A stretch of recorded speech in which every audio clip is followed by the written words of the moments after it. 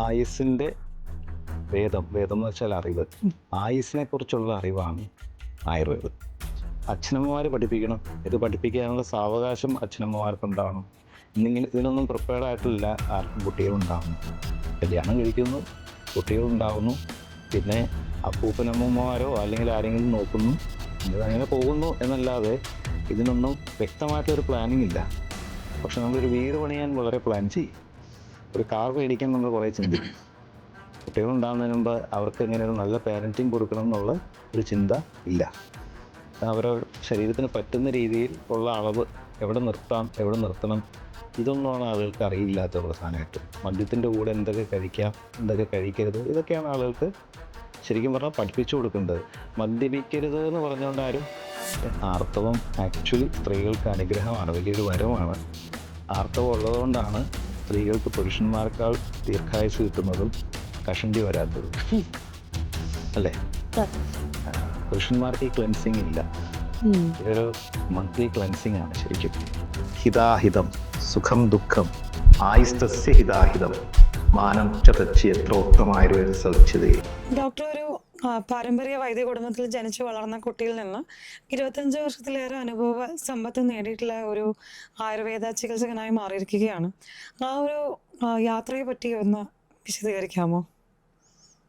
ഇപ്പോൾ ഞങ്ങളുടെ കുടുംബം ആലുവ ചോര ഭാഗത്തുള്ള മനത്താഴത്ത് എന്ന വൈദ്യ ഫാമിലിയാണ്. ഞങ്ങളങ്ങോട്ട് കൊണ്ടുവരപ്പെട്ട കുടുംബമാണ്. തിരുവിതാംകൂർ രാജാവിനാൽ വരുത്തപ്പെട്ട കുടുംബമാണ്.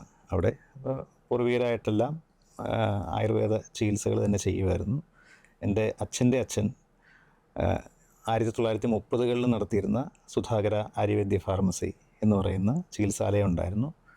അദ്ദേഹത്തിൻ്റെ മരണശേഷം അച്ഛൻ ഗവൺമെൻറ് സർവീസിൽ ജോലി ചെയ്യുമായിരുന്നു. ഗവൺമെൻറ് സർവീസിൽ ജോയിൻറ്റ് ഡയറക്ടറായിട്ട് റിട്ടയർഡായി. അച്ഛൻ്റെ മരണശേഷം ഞാൻ അതേ പേരിൽ തന്നെ ഇപ്പോൾ സ്ഥാപനം നടത്തുകയാണ്. ഞാൻ 96 ബാച്ചാണ്.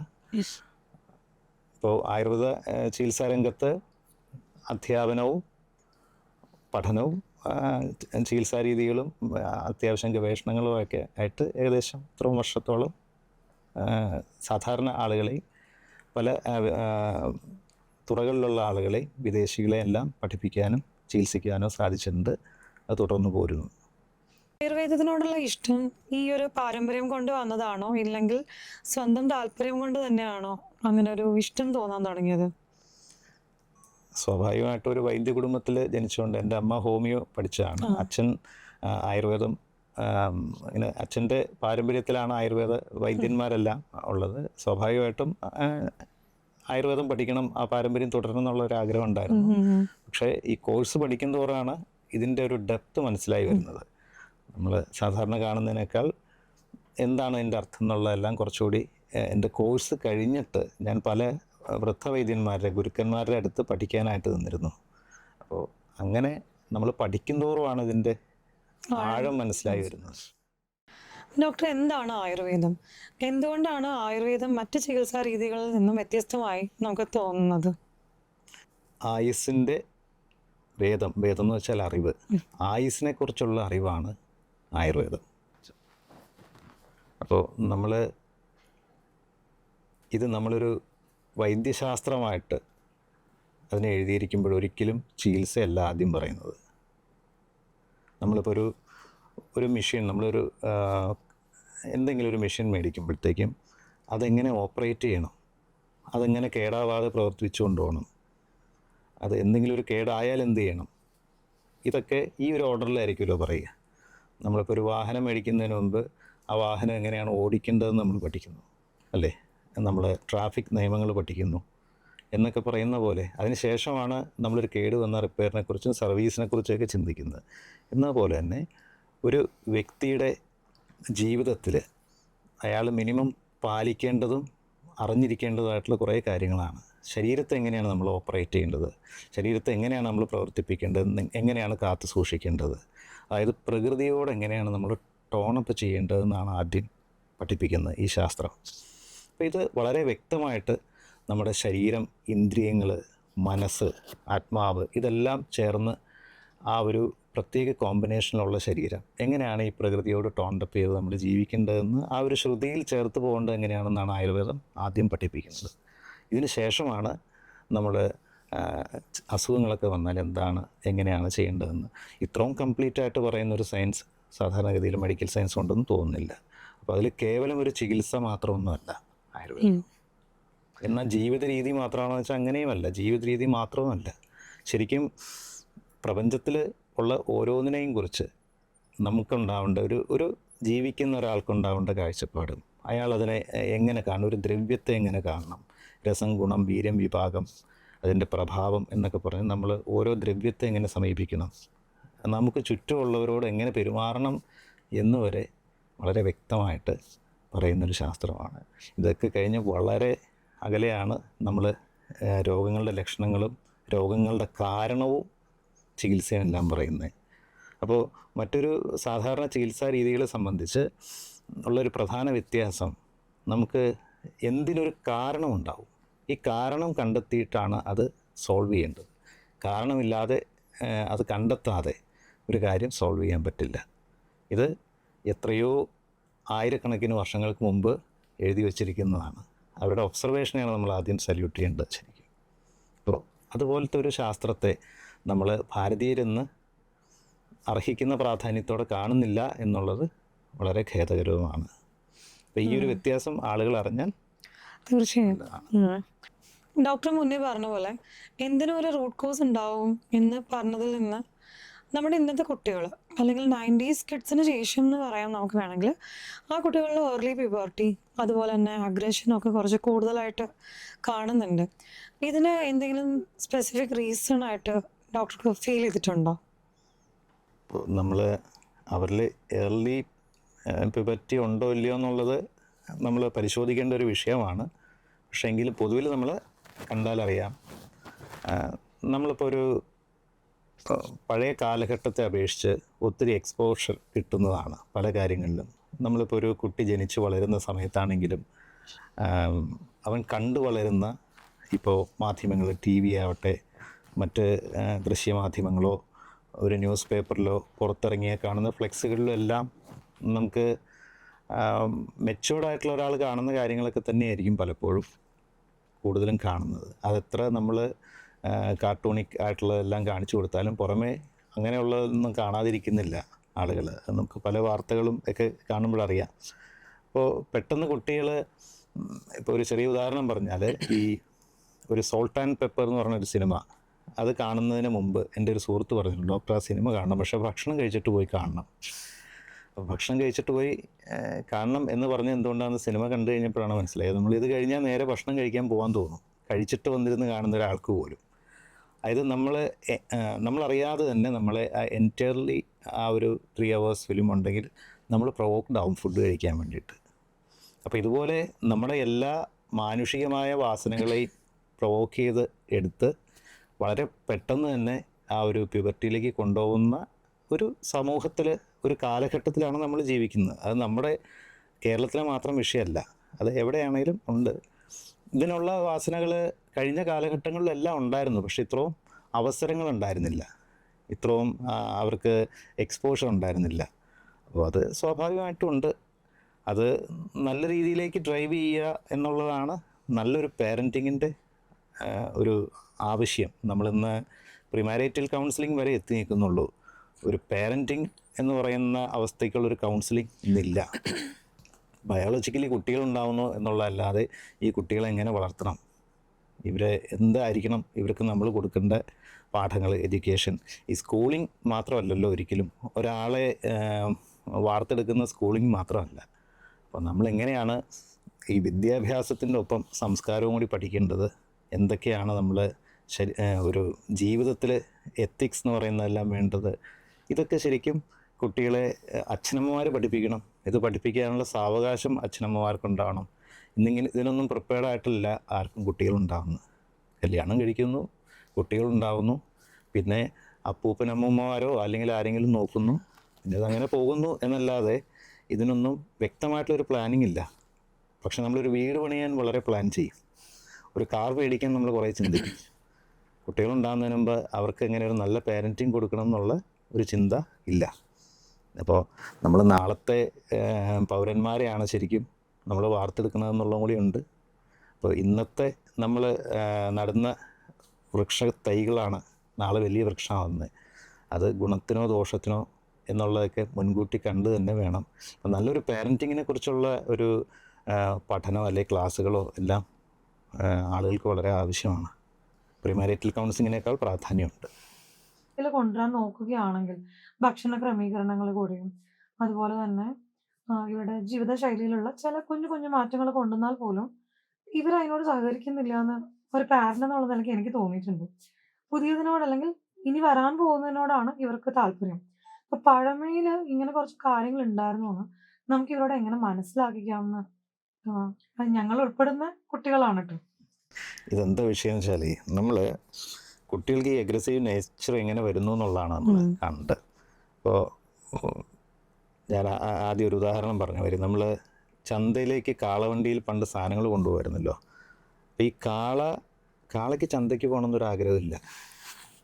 കാളവണ്ടിക്കാരൻ ചാട്ട കൊണ്ട് അടിച്ചടിച്ചടിച്ച് ഈ അടി കൊണ്ട് ഭയന്ന് മുമ്പോട്ട് ഓടുന്ന ഇന്നത്തെ കുട്ടികൾ അങ്ങനെയല്ലേ ജനിച്ചു വളരണേ.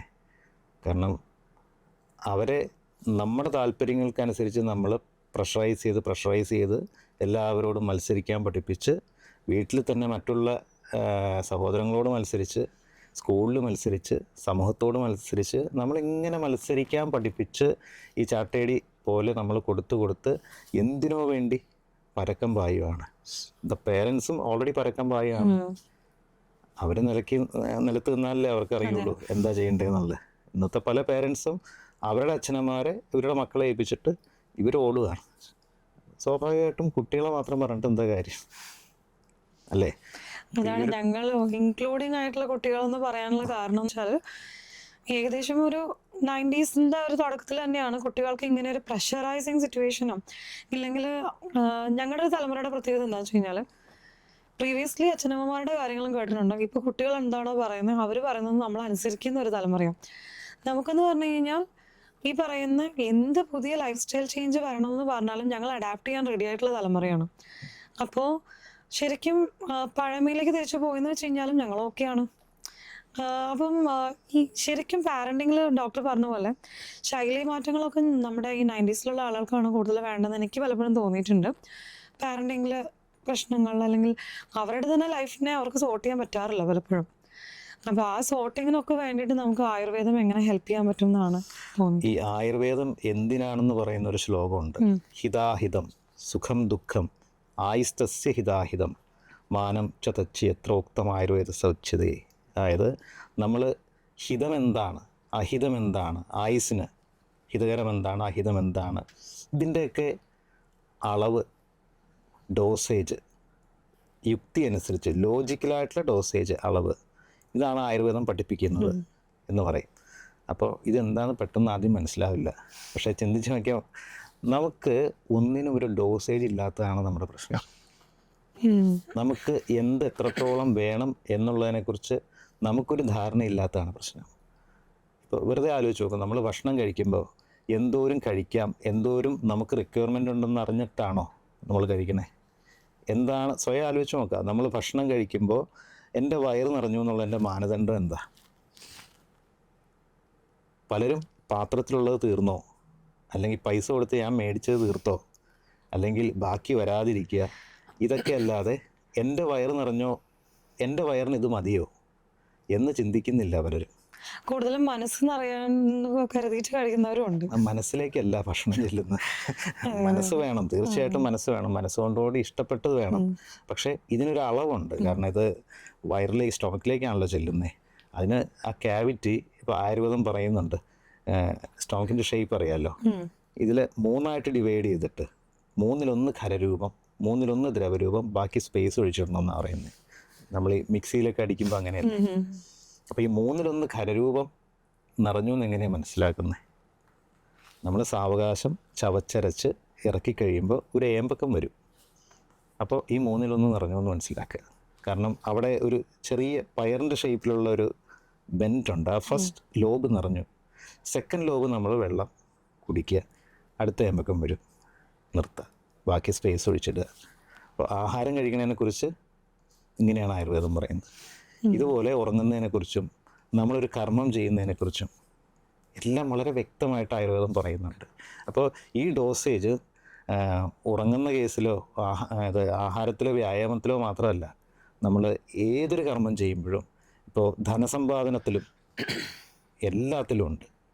അപ്പോൾ കൃത്യമായിട്ടൊരു ഡോസേജും ആവശ്യകതയും, നമ്മൾ എന്ത് ചെയ്യുന്നതിന് മുമ്പും ഇന്ന അവസ്ഥയിലുള്ള ഞാൻ ഇപ്പോൾ ഇത് ചെയ്യേണ്ടതുണ്ടോ എന്ന് ചിന്തിക്കുക എന്നുള്ളൊരു വിവേകം കൂടി വരുത്തി കഴിഞ്ഞാൽ ഇന്നത്തെ പല പ്രശ്നങ്ങളും തീരും.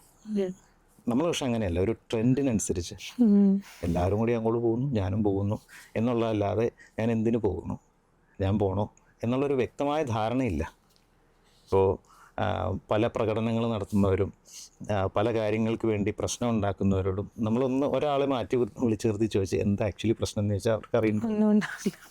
അപ്പോൾ നമുക്കിങ്ങനെ ഒരു വ്യക്തമായ ധാരണ ഇല്ലാത്തത്, ഒന്നിനെയും കുറിച്ച് എനിക്ക് വേണ്ടതിനെക്കുറിച്ച് ഓരോരുത്തർക്കും വ്യക്തമായ ധാരണ ഇല്ലാത്തതും, ആളുകൾ മൊത്തത്തിലൊരു ഓളത്തിൽ പോകുന്നു.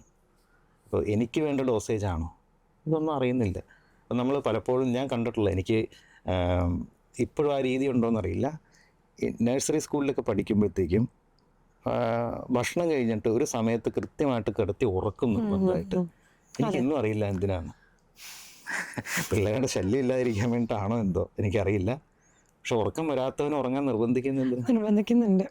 അവിടെ ഉച്ച ഉറക്കം നിർബന്ധിച്ച് പരിശീലിപ്പിക്കുകയാണ്. ഭക്ഷണം കഴിഞ്ഞിട്ട് പിള്ളേരോടൊക്കെ കിടക്കുക. ഇത് വല്ല യോഗയിൽ ശവാസനമൊക്കെ ആണെങ്കിൽ ശരി, ഇത് നിർബന്ധമായിട്ട് കിടന്ന് ഒരാളും കണ്ണ് തുറക്കരുത്. അപ്പോൾ ഞാൻ ഓർക്കുന്നുണ്ട് പണ്ട് അങ്ങനെയൊക്കെ.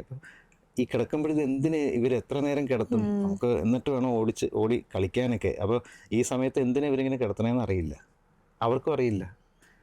പിന്നെ എനിക്ക് മനസ്സിലായത് മേ ബി അവർ വിശ്രമിക്കാനായിരിക്കും, അവർക്ക് ഉച്ച കഴിഞ്ഞിട്ട്. പക്ഷെ ഞാൻ പറഞ്ഞ ഇതുപോലെ നമ്മൾ ഒരു അനാവശ്യമായ കുറേ കാര്യങ്ങൾ പഠിപ്പിക്കുന്നുണ്ട്. അപ്പോൾ ഇങ്ങനെ നമ്മൾ സ്പോയിൽ ചെയ്യരുത്, ലോജിക്കലായിട്ട് വേണം കാര്യങ്ങൾ ചെയ്യാനുള്ള ഇതാണ് ആയുർവേദം പഠിപ്പിക്കുന്നത്. ഈ ഭക്ഷണം കഴിക്കുന്നതുമായിട്ട് ബന്ധപ്പെട്ടിട്ട് നമ്മൾ ഇന്ന ഒരു ടൈം ഉണ്ടാവുമല്ലോ, അതായത് പ്രഭാത ഭക്ഷണം ഈ ഒരു സമയത്തിനകം, അല്ലെങ്കിൽ ഉച്ചഭക്ഷണം ഈ ഒരു സമയമാണ് കറക്റ്റ്, അല്ലെങ്കിൽ രാത്രി 8 മണിക്ക് മുന്നേ നമ്മൾ ഭക്ഷണം കഴിച്ച് കഴിയണം. അതിനുശേഷമുള്ളതെല്ലാം നമുക്ക് ബുദ്ധിമുട്ടുണ്ടാക്കുന്ന ഒരു രീതി പറഞ്ഞു കേട്ടിട്ടുണ്ട്.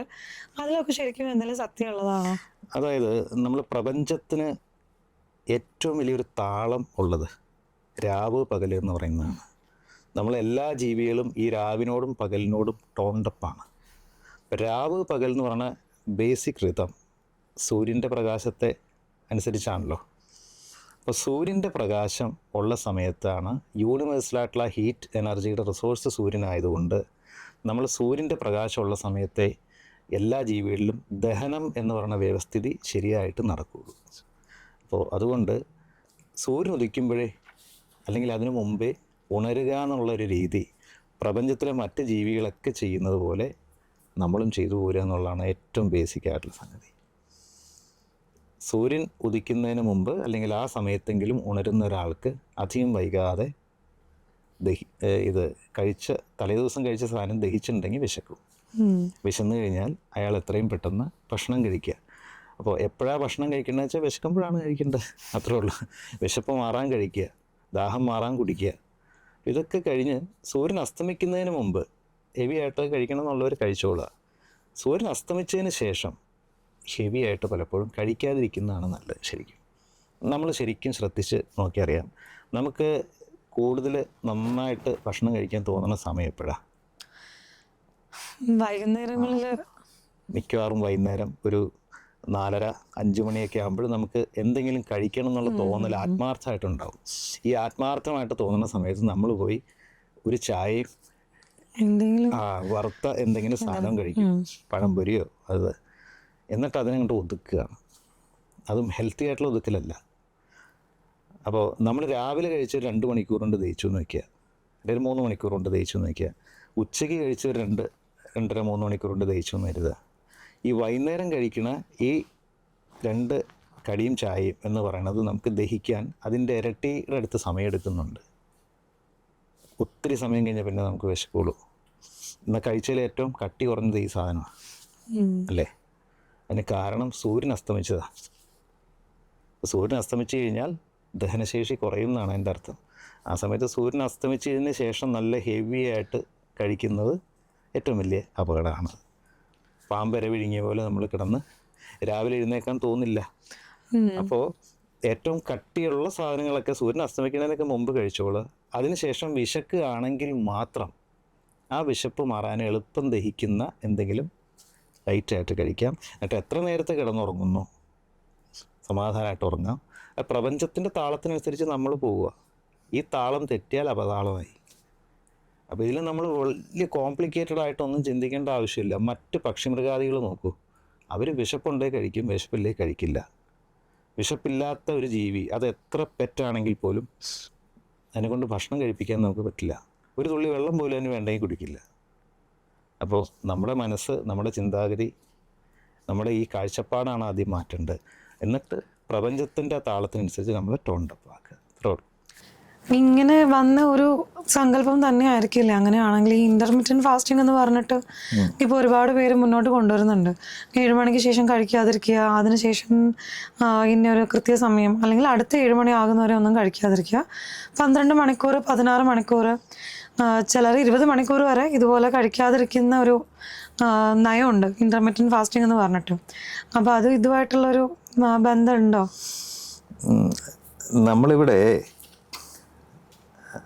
അങ്ങനെയുള്ളത് ഇപ്പോൾ നമുക്ക് റിലീജിയസ് ആയിട്ടുള്ളൊക്കെ ഉപവാസങ്ങൾ അതൊക്കെ ഉണ്ടാവാം. ഞാൻ അതിനെക്കുറിച്ചൊന്നുമല്ല പറയണത്. നമ്മൾ ശരീരത്തിൽ നമ്മൾ കഴിക്കുന്ന ആഹാരം ഉള്ളിൽ ചെന്നിട്ട് ശരിയായ രീതിയിൽ ദഹിച്ചാൽ നമുക്ക് വീണ്ടും വിശക്കും. ആ വിശപ്പ് ശരിയാണോ അല്ലയോ എന്നറിയാൻ ഒരു ഗ്ലാസ് ചൂടുവെള്ളം കുടിച്ചു നോക്കിയാൽ ആ വെള്ളം ചെല്ലുന്ന സ്റ്റൊമക്കിലേക്ക് ചെല്ലുന്ന ക്യാവിറ്റിയിലുള്ള വായു ഒരു ഏമ്പക്കമായിട്ട് വരും.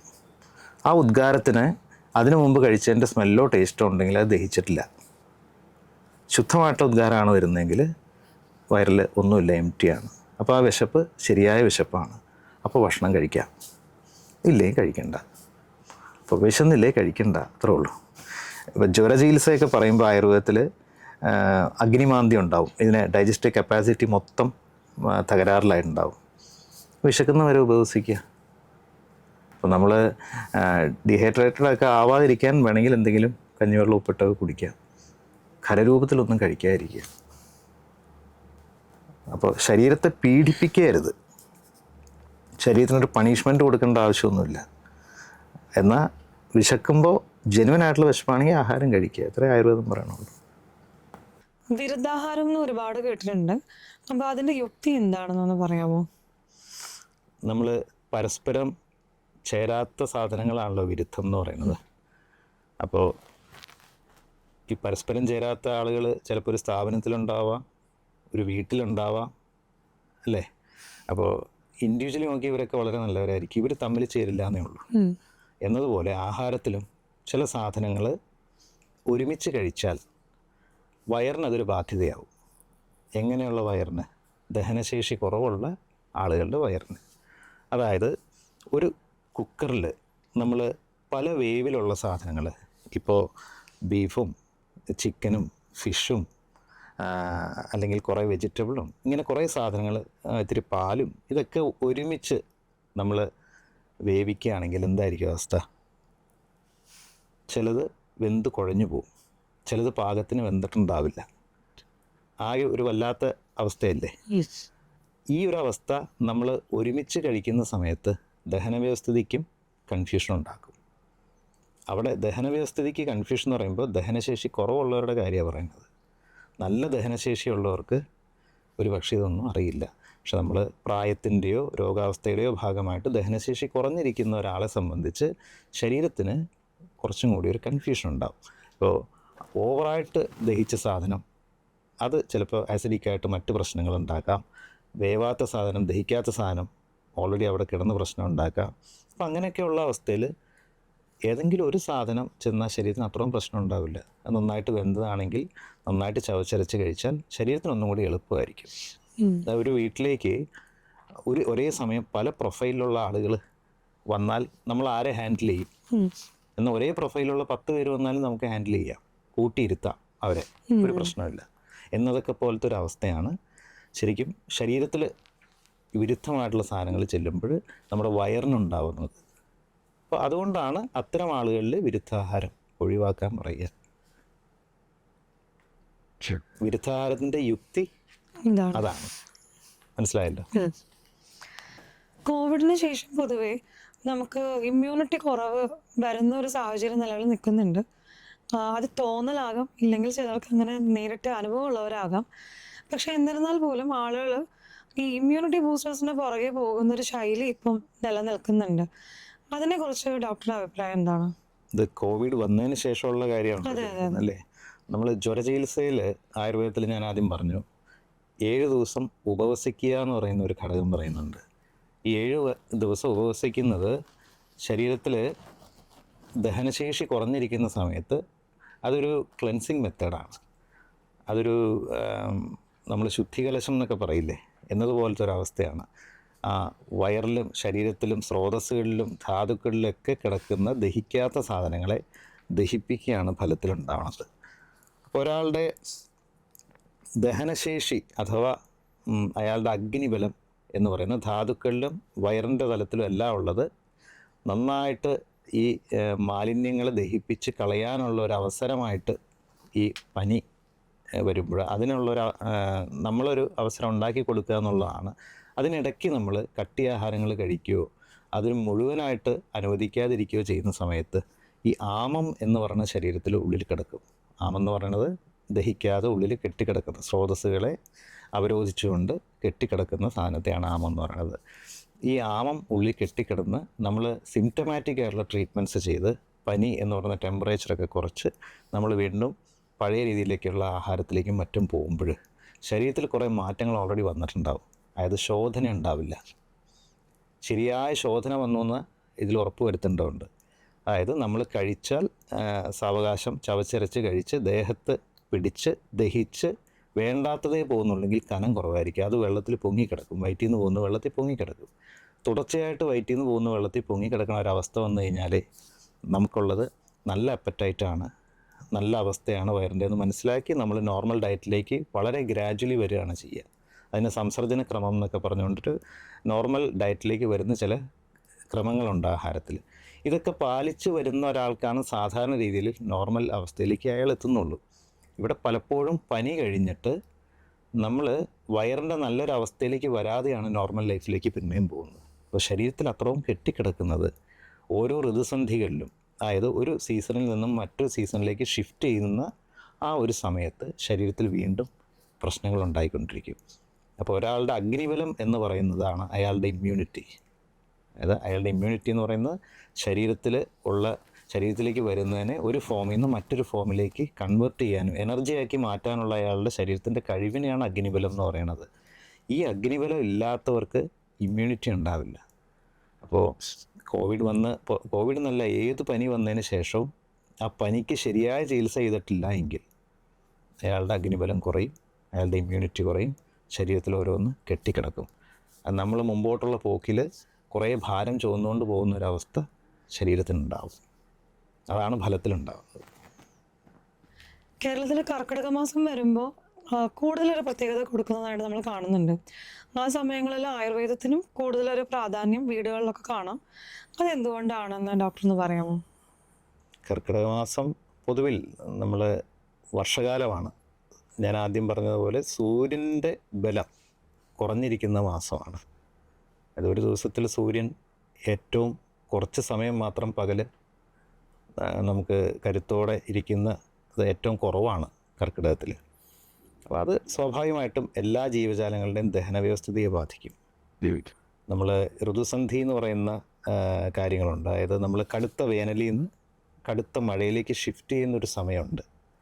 അപ്പോൾ നമ്മൾ ആ ഒരു പ്രകൃതിയിൽ വരുന്ന മാറ്റങ്ങൾ ഓരോ ജീവജാലങ്ങളെയും ബാധിക്കും. ഇപ്പോൾ ന്യൂട്ടൻ്റെ തേർഡ് ലോ ഒക്കെ ന്യൂട്ടൻ്റെ ലോയിൽ പറയുന്ന പോലെ നമ്മളൊരു മാറ്റർ ഒരു സർഫസിൽ നിന്ന് മറ്റൊരു സർഫസിലേക്ക് ഒരേ സ്പീഡിൽ വന്നു കഴിഞ്ഞാൽ ആ സർഫസ് മാറുമ്പോൾ അതിൻ്റെ ആക്സിലറേഷൻ, അതിൻ്റെ ഗതിവേഗം, അതിൻ്റെ ആ പാത്ത്, ഇതിനൊരു ഡീവിയേഷൻ ഉണ്ടാവും.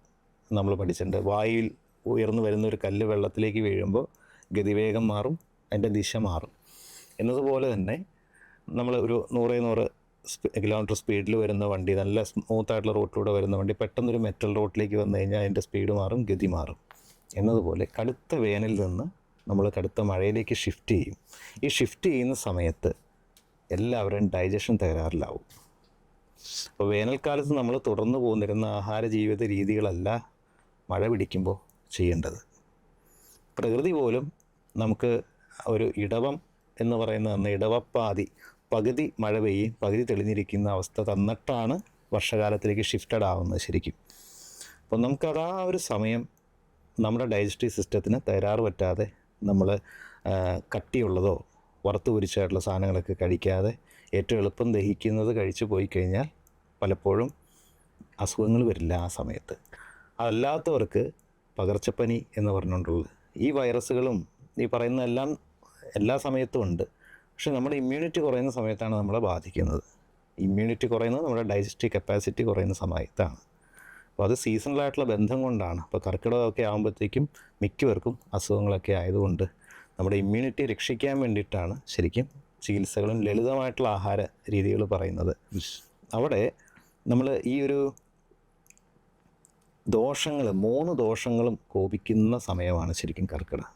അപ്പോൾ അതുകൊണ്ടാണ് നമ്മൾ അവിടെ ദോഷത്തെ സമാവസ്ഥയിൽ നിർത്തുന്ന അതായത് ദോഷകോപം ഉണ്ടാക്കാത്ത ആഹാര ജീവിത ശൈലി നമ്മൾ പിന്തുടരുന്നത് അതുകൊണ്ടാണ്.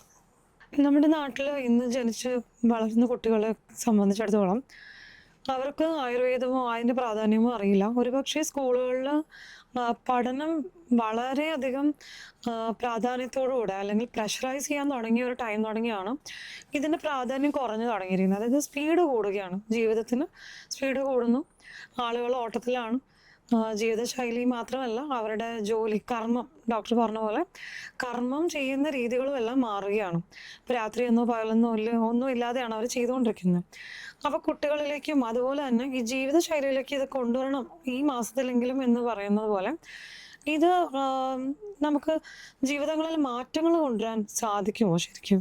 ഇത് നമ്മളെപ്പോഴും പറയുന്നത് ഈ കുട്ടികളിലേക്ക് നമ്മൾ കൊണ്ടുവരിക എന്നുള്ള, അച്ഛനമ്മമാർ ചെയ്യാതെ എങ്ങനെയാണ് കുട്ടികൾ അല്ലേ? തീർച്ചയായിട്ടും അതെ. അപ്പൊ നമ്മൾക്ക് ജീവിതശൈലിയിലേക്ക് അത് കൊണ്ടുവരണമെന്നാണെങ്കിൽ വളരെ സിമ്പിളായിട്ട് ഞാൻ പറയട്ടെ, ഇപ്പോഴത്തെ അമ്മമാരല്ല, ഒരു 80കളിലെ അമ്മമാർക്ക് പോലും എന്താണ് എങ്ങനെയാണ് ചെയ്യേണ്ടതെന്ന് അറിയില്ല. ഇപ്പോൾ നമ്മുടെ ഹോസ്പിറ്റലിൽ പ്രസവരക്ഷാ ചികിത്സയ്ക്ക് വന്ന ഒരു കുട്ടി, ആ കുട്ടിക്ക് 28 വയസ്സ് മറ്റുണ്ട്, പ്രസവിച്ച ആൾക്ക്. അവരുടെ അമ്മയ്ക്ക് മേ ബി 65 അല്ലെങ്കിൽ ആ ഒരു ഏജ് ഉണ്ട്. പക്ഷേ എന്ത് ചെയ്യണമെന്ന് അവർക്കറിയില്ല. അതായത് അവരൊക്കെ 80കളിലെ അമ്മമാരായിരിക്കുമല്ലോ, കുറഞ്ഞ പക്ഷേ 90s അമ്മമാരായിരിക്കുമല്ലോ, അവർക്കറിയില്ല. 80കളിലെ അമ്മമാരെ നോക്കിയാലും പലർക്കും അറിയില്ല. അപ്പം നമുക്ക് എത്രയോ പുറകോട്ട് നമ്മൾ റിപ്പയർ ചെയ്യണമെങ്കിലേ ഇന്നത്തെ അമ്മൂമ്മമാർക്കൊന്നും അറിയില്ല എന്നുള്ളതാണ് പ്രധാനത്. പിന്നെ ഇന്നത്തെ സാധാരണ ആ അമ്മൂമ്മമാരുടെ മക്കളായിട്ടുള്ള അച്ഛനമ്മമാർക്ക് എന്താ അറിയാവുന്നത്, അവരുടെ മക്കൾക്ക് എന്താ അറിയാവുന്നത്, അവർക്കിനി ഉണ്ടാകാൻ പോകുന്ന കുട്ടികൾക്ക് എന്തറിയാം? ഇത് ചാൾസ് ഡാർവിൻ്റെ തിയറി പോലെ മറ്റേ വാല് ലോപിച്ചില്ലാണ്ടാവുന്ന പോലെ അതിന് വിധേയമാവുകയാണ്. അപ്പം നമുക്ക് ഇതിൽ നിന്ന് അപ്പുറത്തേക്ക് ഈ പ്രകൃതി എന്താണ്, അതിനോട് ടോണ്ടപ്പ് ചെയ്യുക എന്നൊക്കെ പറഞ്ഞു കഴിഞ്ഞാൽ ഇത് ആർക്കും അതിനുള്ള സാവകാശമൊന്നുമില്ല, ആർക്കും അത് വേണ്ട. എല്ലാവർക്കും ഇമീഡിയറ്റ് റെമഡീസാണ്, അല്ലാണ്ട് അതിൻ്റെ റൂട്ട് കോസ് കണ്ടെത്തി മാറ്റുകയൊന്നും ഇന്നത്തെ ആർക്കും സാവകാശമില്ല. പിന്നെ എല്ലാം കൈവിട്ട് ഒഴിഞ്ഞ് നമ്മൾ ഇനി ഒന്നും ചെയ്യാനില്ല എന്നുള്ള അവസ്ഥയൊക്കെ വരുമ്പോൾ മാത്രമാണ് ആളുകൾ പലപ്പോഴും ഇതുപോലുള്ള റെമഡിയൊക്കെ അന്വേഷിച്ച് വരുന്നത്. പക്ഷെ നമ്മൾ മനസ്സിലാക്കേണ്ടത്, വെസ്റ്റിലൊക്കെ പോയി കഴിഞ്ഞാൽ, ഇപ്പോൾ യൂറോപ്പിലോ ഒക്കെ പലപ്പോഴും ഒരു ഹോസ്പിറ്റലിലേക്ക് ചെന്ന് കഴിഞ്ഞാൽ അവർ വേഗം ഒരു കെട്ട് മരുന്നായിട്ട് കൊടുത്തു വിടുമോ, എന്നാൽ വരൂ നേരെ നമുക്ക് കുറച്ച് സർജറി ചെയ്യാം, അങ്ങനെ പറയും എല്ലാവരും ചെയ്യുന്നത്. നമ്മളൊരു സാധാരണ ഒരു ഡോക്ടറെ കണ്ടാലും ഒരു സ്പെഷ്യലിസ്റ്റിനെ കണ്ടാലും അവർ റൂട്ട് കോസ് അന്വേഷിക്കാൻ വേണ്ടി കുറേ കാര്യങ്ങൾ ചോദിക്കും. വെസ്റ്റിലൊക്കെ ആ രീതിയിലേക്ക്, പഴയ ആയുർവേദത്തിൻ്റെയൊക്കെ ആ രീതിയിലേക്ക് അവർ ചിന്തിച്ച് വരുന്നുണ്ട്. നമ്മുടെ അടുത്തൊക്കെ തന്നെ പഠിക്കാനായിട്ട് ധാരാളം അവിടെ നിന്ന് MBBSും MDയും PhDയും കഴിഞ്ഞ ഡോക്ടേഴ്സ് വരുന്നുണ്ട്. പക്ഷെ അവരൊക്കെ തിരിച്ചറിയുന്നത് തന്നെ അവരുടെ ഒരു 40s കഴിയുമ്പോഴാണ്. നമ്മൾ ഇങ്ങനെയല്ല, ഒരു റൂട്ട് കോസ് എന്ന് പറഞ്ഞ ഇത് അറിയണം, അങ്ങനെ എന്തൊക്കെയാണ് പറയണത്. അപ്പോൾ അവർ പഠിക്കാനും അറിയാനും വേണ്ടിയിട്ടാണ് വരുന്നത്. നമുക്ക് കൂടുതൽ പഠിച്ചന്വേഷിച്ചിട്ട് ആ രീതിയിൽ അവർ ചികിത്സിച്ച് പോകുന്നുണ്ട്, അവരുടെ നാട്ടിൽ പ്രചരിപ്പിക്കുന്നുണ്ട്. അപ്പോൾ അവിടെയൊക്കെ ചെന്ന് കഴിഞ്ഞാൽ ഒരു പേഷ്യൻ്റ് അപ്പം തന്നെ കുറേ മരുന്ന് കൊടുത്തു വിടില്ല. അവരുടെ ലൈഫ് സ്റ്റൈലും ഫുഡ് ഹാബിറ്റ്സൊക്കെ എടുത്ത് നോക്കിയിട്ട് കറക്റ്റ് ചെയ്തിട്ടാണ്. നമ്മളിവിടെ വർഷങ്ങളായിട്ട് ചെയ്യുന്ന കാര്യമാണ്. പക്ഷേ അവരിപ്പോൾ ആ ലൈനിലേക്ക് വരുന്നുണ്ട്, അതങ്ങനെ ചെയ്യുന്നുണ്ട്. കുറച്ച് കഴിയുമ്പോൾ നമ്മുടെ നാട്ടിലേക്കും ഈ ഒരു ബിസിനസ് ഓറിയൻറ്റഡ് ആയിട്ടുള്ള അതൊക്കെ മാറിക്കഴിഞ്ഞാൽ നമ്മൾ നല്ല രീതിയിൽ ചെയ്യുന്ന ഒരു സിസ്റ്റം വരും. ഇൻഡിവിജ്വലായിട്ട് പ്രാക്ടീസ് ചെയ്യുന്ന, വേറെ പ്രഷറൈസ്ഡ് ആയിട്ട് ഒന്നും ചെയ്യാത്ത ഡോക്ടർമാരൊക്കെ ധാരാളം പേരുണ്ട്, എല്ലാ സിസ്റ്റത്തിലും ഉണ്ട്. അപ്പോൾ അങ്ങനെയുള്ള ഡോക്ടർമാരൊക്കെ കുറച്ചും കൂടി നല്ല രീതിയിൽ കോൺഫിഡൻ്റ് ആയിട്ട് പേഷ്യൻ്റ് വന്നു കഴിഞ്ഞാൽ അവർക്ക് ലൈഫ് സ്റ്റൈലിനെയും ഫുഡ് ഹാബിറ്റ്സിനെയും ഫോക്കസ് ചെയ്ത് പറഞ്ഞു കൊടുക്കുന്നത് നമ്മുടെ ഇവിടുത്തെ മോഡേൺ പ്രാക്ടീസിൽ പോലും ആ അവസ്ഥയ്ക്ക് ഇന്ന് വന്നു തുടങ്ങി. അപ്പോൾ അത് ശുഭകരമായിട്ടുള്ള മാറ്റമാണ്. ഡോക്ടർ, ഈ പഥ്യം അപഥ്യം എന്ന് പറയുന്നത് എന്താണെന്ന് പറയാമോ? പഥ്യം എന്നാൽ ഹിതം എന്നാണ് അർത്ഥം. ശരീരത്തിന് ഹിതമായിട്ടുള്ള സാധനങ്ങൾ പഥ്യം, അഹിതമായിട്ടുള്ള സാധനങ്ങൾ അത് ആഹാരമായാലും വേറെ നമ്മുടെ ചര്യകളായാലും അഹിതമാണെങ്കിൽ അപഥ്യം. പൊതുവേ ആളുകൾ പഥ്യം നോക്കണോ എന്ന് ചോദിച്ചു കഴിഞ്ഞാൽ ഹിതമായിട്ടുള്ളതാണ് എന്നുള്ള അർത്ഥം അറിയാതെയാണ് ചോദിക്കുന്നത്. പഥ്യം എന്ന് വെച്ചാൽ ഇതാണ്, ശരീരത്തിന് ഹിതമായിട്ടുള്ളത് എന്ത്.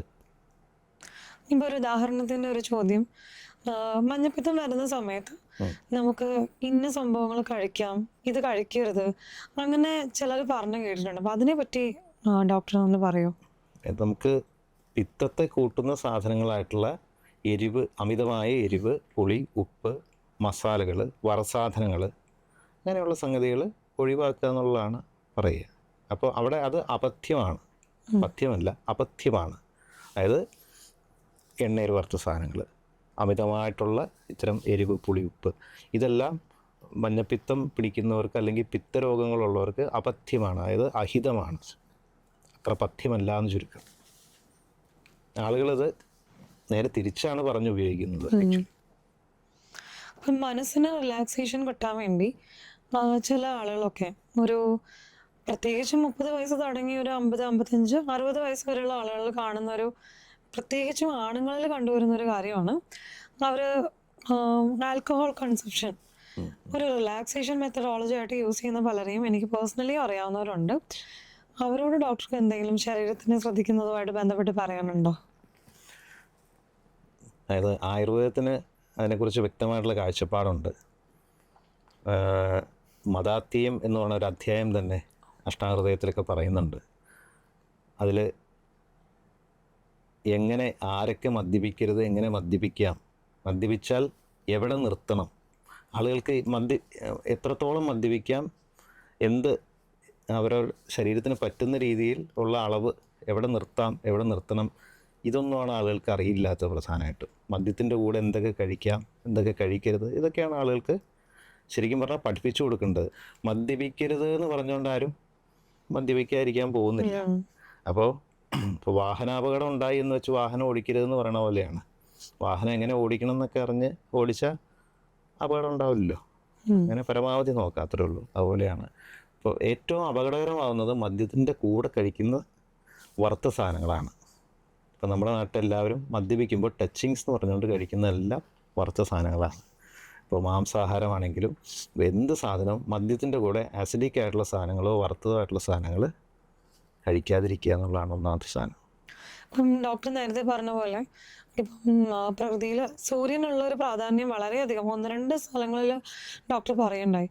അപ്പോൾ അതുമായിട്ട് നമ്മുടെ ഈ ആൽക്കഹോൾ കൺസപ്ഷൻ എന്തെങ്കിലും, ഈ വറപറി സാധനങ്ങൾ കഴിക്കുന്നു, ആൽക്കഹോൾ കൺസ്യൂം ചെയ്യുന്നു, നൈറ്റിലാണ് കൂടുതൽ ഇവരിത് ചെയ്യുന്നുണ്ടാവുക പലരും. അപ്പോൾ അതുമായിട്ട് എന്തെങ്കിലും ബന്ധം, അതിനോട് ചേർന്ന് തന്നെ ചോദിക്കാവുന്നത്, ഉറക്കം കിട്ടാൻ വേണ്ടി ആൽക്കഹോൾ കഴിക്കണം എന്ന് നിർബന്ധം അങ്ങനെ പറയുന്ന ആളുകളും ഉണ്ട്. അപ്പോൾ ഇതിനൊക്കെ എങ്ങനെ നമുക്ക് നമ്മൾ ഇതെല്ലാം അഡിക്ഷനിലേക്ക് കൊണ്ടുപോകുന്നു എന്നുള്ളിടത്താണല്ലോ പ്രശ്നം. നമ്മളൊരു സാധനം, ഇപ്പോൾ നമ്മൾ ആരും കാണാത്ത നിർദോഷകരമാണെന്ന് കരുതുന്ന സാധനമാണ് ചായ, കാപ്പി എല്ലാം ഹോട്ട് ഡ്രിങ്ക്സ് ആയിട്ടാണ് കണക്കാക്കുന്നത്. ശൈത്യമേഖലകളിലുള്ളതാണ് ഇത്.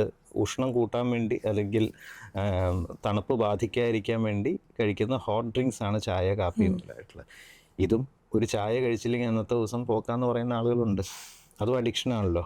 അപ്പോൾ മദ്യം അതിൻ്റെ വേറൊരു വേർഷനാണെന്ന് മാത്രമേ ഉള്ളൂ. ഒന്നിനോടും അഡിക്ഷൻ ഉണ്ടാവാതെ നിൽക്കുന്നതാണ് എപ്പോഴും ആരോഗ്യകരമായിട്ടുള്ള അവസ്ഥ. അപ്പോൾ അഡിക്ഷൻ ഉണ്ടാവാത്ത വിധത്തിൽ അതിനെ അളന്ന് അറിഞ്ഞ് ഉപയോഗിക്കുക. ഇപ്പോൾ ചായ ആണെങ്കിൽ മറ്റ് സംസ്ഥാനങ്ങളിലൊക്കെ നോക്കിയാൽ ഇത്ര ഉള്ളൊരു ഗ്ലാസ്സിലേക്ക് കിട്ടും. ശരിക്കും അത്രയും കുടിക്കേണ്ട ആവശ്യമുള്ളൂ. നമ്മുടെ ഉഷ്ണമേഖലയിൽ ഇരുന്നുകൊണ്ട് ഇത്രയും വലിയ ഒരു ഗ്ലാസ്സിലോ പാത്രത്തിലോ ചായ കുടിക്കേണ്ട ആവശ്യം ആക്ച്വലി വരുന്നില്ല. അപ്പോൾ നമ്മുടെ ആ ഒരു കൺസംഷൻ, നമ്മൾ കഴിക്കുന്നത് ഒത്തിരി അളവ് കൂടുതലാണ്, അതിൻ്റെ പ്രശ്നങ്ങൾ ഉണ്ടാക്കുന്നു. അപ്പോൾ മദ്യത്തിലാണെങ്കിലും ആയുർവേദത്തിൽ ഓരോ പ്രകൃതത്തിലുള്ളവർ മദ്യപിക്കുമ്പോൾ ഉള്ള ലക്ഷണങ്ങൾ പറയുന്നുണ്ട്. ഇപ്പോൾ മദ്യപിക്കുമ്പോൾ 3 അവസ്ഥകളിലൂടെയാണ് കടന്നു പോകുന്നത്. അപ്പോൾ ആദ്യത്തെ അവസ്ഥ എന്ന് പറയുന്നത് സാത്വികമായിട്ടുള്ള അവസ്ഥയാണ്. അപ്പോൾ സാത്വികമായിട്ടുള്ള പ്രകൃതമുള്ള ഒരാൾക്ക് സാത്വികാവസ്ഥ നീണ്ടു നിൽക്കും. സാത്വികാവസ്ഥ എന്ന് പറഞ്ഞാൽ ആദ്യം നമുക്ക് സന്തോഷം തരികയും, മദ്യപിച്ച് കഴിയുമ്പോൾ ആ മൈൻഡ് സെറ്റൊന്ന് മാറി ഒരു ഫ്ലോട്ടിംഗ് ലെവലിലേക്ക് വന്ന് സന്തോഷിച്ച് തമാശകളൊക്കെ പറയുകയും ചിലവർ പാട്ടുകളൊക്കെ പാടുകയും നല്ല രീതിയിൽ അവരെ എല്ലാവരോടും സ്നേഹം പ്രകടിപ്പിക്കുകയൊക്കെ ചെയ്യുന്നൊരവസ്ഥയുണ്ട്. ഈ ഒരു അവസ്ഥയാണ് സാത്വിക അവസ്ഥ, അതായത് സത്തായിട്ടുള്ള അവസ്ഥയാണ്. അടുത്തത് രാജസീയമായിട്ടുള്ള അവസ്ഥയാണ്. രാജസീയമായിട്ടുള്ള അവസ്ഥ എന്ന് പറയുന്നത് കുറച്ച് പൊങ്ങച്ചം പറയുകയും വീമ്പ് പറയുകയും നമ്മുടെ നാടൻ ഭാഷയിൽ പറഞ്ഞാൽ ഇത്തിരി സാഹസികത്വമൊക്കെ കാണിച്ച് ഞാൻ വലിയ ആളാണ്, എൻ്റെ കുടുംബക്കാരൊക്കെ അങ്ങനെയായിരുന്നു എന്നൊക്കെ പറയുകയും വീമ്പ് പറയുകയും അവരിത്തിരി പൊങ്ങച്ച സാഹസിക കൃത്യങ്ങൾ എല്ലാം നമ്മുടെ നാടൻ ഭാഷയിൽ പറഞ്ഞാൽ ഏണി കയറുക എന്നൊക്കെ പറയുന്നത് അങ്ങനത്തെ ഒരു അവസ്ഥയിലേക്ക് പോകുന്നതാണ് രണ്ടാമത്തെ രാജസീയമായിട്ടുള്ള രജസ്സിനെ കൂട്ടുന്ന അവസ്ഥ. മൂന്നാമത്തത് താമസികമായിട്ടുള്ള അവസ്ഥയാണ്. താമസികമായിട്ടുള്ള അവസ്ഥയിൽ എല്ലാ സങ്കടമൊക്കെ ഏറ്റുപറഞ്ഞ് ദുഃഖമൊക്കെ ഏറ്റുപറഞ്ഞ് കരഞ്ഞ് ചിലപ്പോൾ ഛർദ്ദിച്ച് പെട്ടെന്ന് തന്നെ കിടന്ന് ഓഫായ പോലെ കിടന്നുറങ്ങുന്ന ഈ അവസ്ഥയാണ് മൂന്നാമത്തെ അവസ്ഥ. ഇത് താമസികമായിട്ടുള്ള വേഗമാണ്. എല്ലാ ആളുകളിലും ഇതുണ്ടാവും, പക്ഷേ ഈ വേഗം കൂടിയും കുറഞ്ഞുമാണ് ഓരോരുത്തരിലും. ചിലർ വളരെ പെട്ടെന്ന് തന്നെ സാത്വികാവസ്ഥയൊക്കെ പോയി രാജസികാവസ്ഥയിലേക്ക് വരും, ചിലർ വളരെ പെട്ടെന്ന് താമസികാവസ്ഥയിലേക്ക് പോകും. അപ്പോൾ ഇതെല്ലാം ഓരോ ആളുകളിലും വ്യത്യസ്തമാണ്. അപ്പോൾ സ്വന്തം അവസ്ഥ ആദ്യം തിരിച്ചറിയണം. ബോധമില്ലാത്തതുകൊണ്ട് പലരും തിരിച്ചറിയില്ല. അപ്പോൾ ഞാൻ എത്ര പെട്ടെന്ന് എത്ര കഴിക്കുമ്പോഴാണ് സാത്വികാവസ്ഥയിൽ നിന്ന് മാറുന്നത് എന്നുള്ളൊരു ധാരണ വേണം. സാത്വികാവസ്ഥയിൽ ഇരിക്കുമ്പോൾ തന്നെ കുടിക്കുന്നത് നിർത്തണം. ചില ആളുകൾക്ക് സാത്വികാവസ്ഥ തുടർന്നും കഴിച്ചുകൊണ്ട് കുറേ നേരം പോയാലും കുഴപ്പമുണ്ടാവില്ല. അവർ സത്വപ്രകൃതമുള്ള ആളുകളായിരിക്കും, സാത്വിക പ്രകൃതിയുള്ളവരായിരിക്കും. അപ്പോൾ ഒരിടയ്ക്ക് ബിസിനസ്സുകാർ ഇതൊക്കെ അറിയാവുന്നവർ, കാരണം ഇതിനെക്കുറിച്ചൊരു ധാരണയുള്ളവർ പലപ്പോഴും ബിസിനസ് മീറ്റ് ഒക്കെ കൂടുമ്പോഴോ അല്ലെങ്കിൽ ഒരു കരാറൊക്കെ ഒപ്പിടുന്നതിന് മുമ്പോ അല്ലെങ്കിൽ ഒരാളെ അറിയുന്നതിന് മുമ്പ് അവനെ കുടിപ്പിക്കും. ഇവൻ വളരെ പെട്ടെന്ന് രാജസികാവസ്ഥയിലേക്ക് പോകുന്നവനോ വളരെ പെട്ടെന്ന് താമസികാവസ്ഥയിലേക്ക് പോകുന്നവനാണെങ്കിൽ അവനുമായിട്ടുള്ള ഇടപാട് ശരിയല്ല എന്ന് മനസ്സിലാകും. എന്നാൽ സാത്വികാവസ്ഥയിൽ കളിയും ചിരിയും സന്തോഷവും സ്നേഹവും പാട്ടും ഒക്കെ ആയിട്ട് കുറേ പോകുന്ന ഒരാൾ വിശ്വസ്തനായിരിക്കും. അപ്പോൾ അവരവരുടെ പരിമിതി അറിഞ്ഞിട്ട് സാത്വികാവസ്ഥയിൽ നിന്ന് പോകുന്നതിന് മുമ്പ് കുടി നിർത്തണം. അതാണ് അതിൻ്റെ ഡോസേജ്. അപ്പോൾ ഈ അറിവ് സ്വയം അവനവൻ്റെ എത്രയാണെന്നുള്ള അറിവ് ഉണ്ടെങ്കിൽ അവൻ മദ്യപിച്ചാൽ വലിയ കുഴപ്പം വരുന്നില്ല. പക്ഷെ പലരും ഇതറിയാതെ രാജസികാവസ്ഥ കഴിഞ്ഞ് താമസികാവസ്ഥയിലേക്ക് പോയി ഓഫാവുന്നത് വരെ കഴിക്കുന്നു എന്നുള്ള ആ ഒരു സ്വഭാവമുള്ളതാണ് ഏറ്റവും അപകടം. നമ്മുടെ ഉഷ്ണമേഖലാ പ്രദേശത്ത് പെട്ടെന്ന് തലയ്ക്ക് പിടിക്കും. എന്നാൽ ശൈത്യമേഖലയിൽ അത്രയും കുഴപ്പമുണ്ടാവില്ല. യൂറോപ്പിലോ മഞ്ഞുള്ള സ്ഥലത്തോ ഒന്നും അത്രയും കുഴപ്പമുണ്ടാവില്ല. അപ്പോൾ നമ്മുടെ ഇവിടെ കഴിക്കുന്ന ആഹാര സാധനങ്ങളും മദ്യത്തിൻ്റെ ഒപ്പം മാംസം കഴിക്കാം, കുഴപ്പമില്ല, മത്സ്യം കഴിക്കാം, പക്ഷെ വറുത്തതാവരുത് എന്നുള്ളതാണ്. അപ്പോൾ ഇങ്ങനെ ആഹാരത്തിൽ വളരെ ശ്രദ്ധിച്ച് വേണം കഴിക്കാനും. ഇനി എത്തരക്കാരുടെ കൂടെ കഴിക്കരുതെന്നെല്ലാം കശിപ സംഹിതമായുള്ള ഗ്രന്ഥങ്ങളൊക്കെ വളരെ വ്യക്തമായിട്ട് പറയുന്നുണ്ട്. വളരെ പോസിറ്റീവായിട്ടുള്ള ആളുകളുടെ ഒപ്പം, അതായത് പരമാവധി സാത്വിക ഇതുള്ളവരുടെ കൂടെ. ഇപ്പോൾ സാത്വിക പ്രകൃതിയായിട്ടുള്ള ഒരാൾ ഒരിക്കലും രാജസികൻ്റെയോ താമസികൻ്റെയോ കൂടെ ഇരുന്ന് കഴിക്കരുത്, അത് ബാധ്യതയാവും. അപ്പോൾ അവരവർക്ക് പറ്റുന്ന ആളുകളുടെ കൂടെ മാത്രമേ ഇരുന്ന് മദ്യപിക്കാവുള്ളൂ എന്ന് വളരെ വ്യക്തമായിട്ട് പറയുന്നുണ്ട്. അപ്പോൾ തെറ്റായ മദ്യപാന ശീലം കൊണ്ടാണ് പലർക്കും പ്രശ്നം ഉണ്ടാകുന്നത്.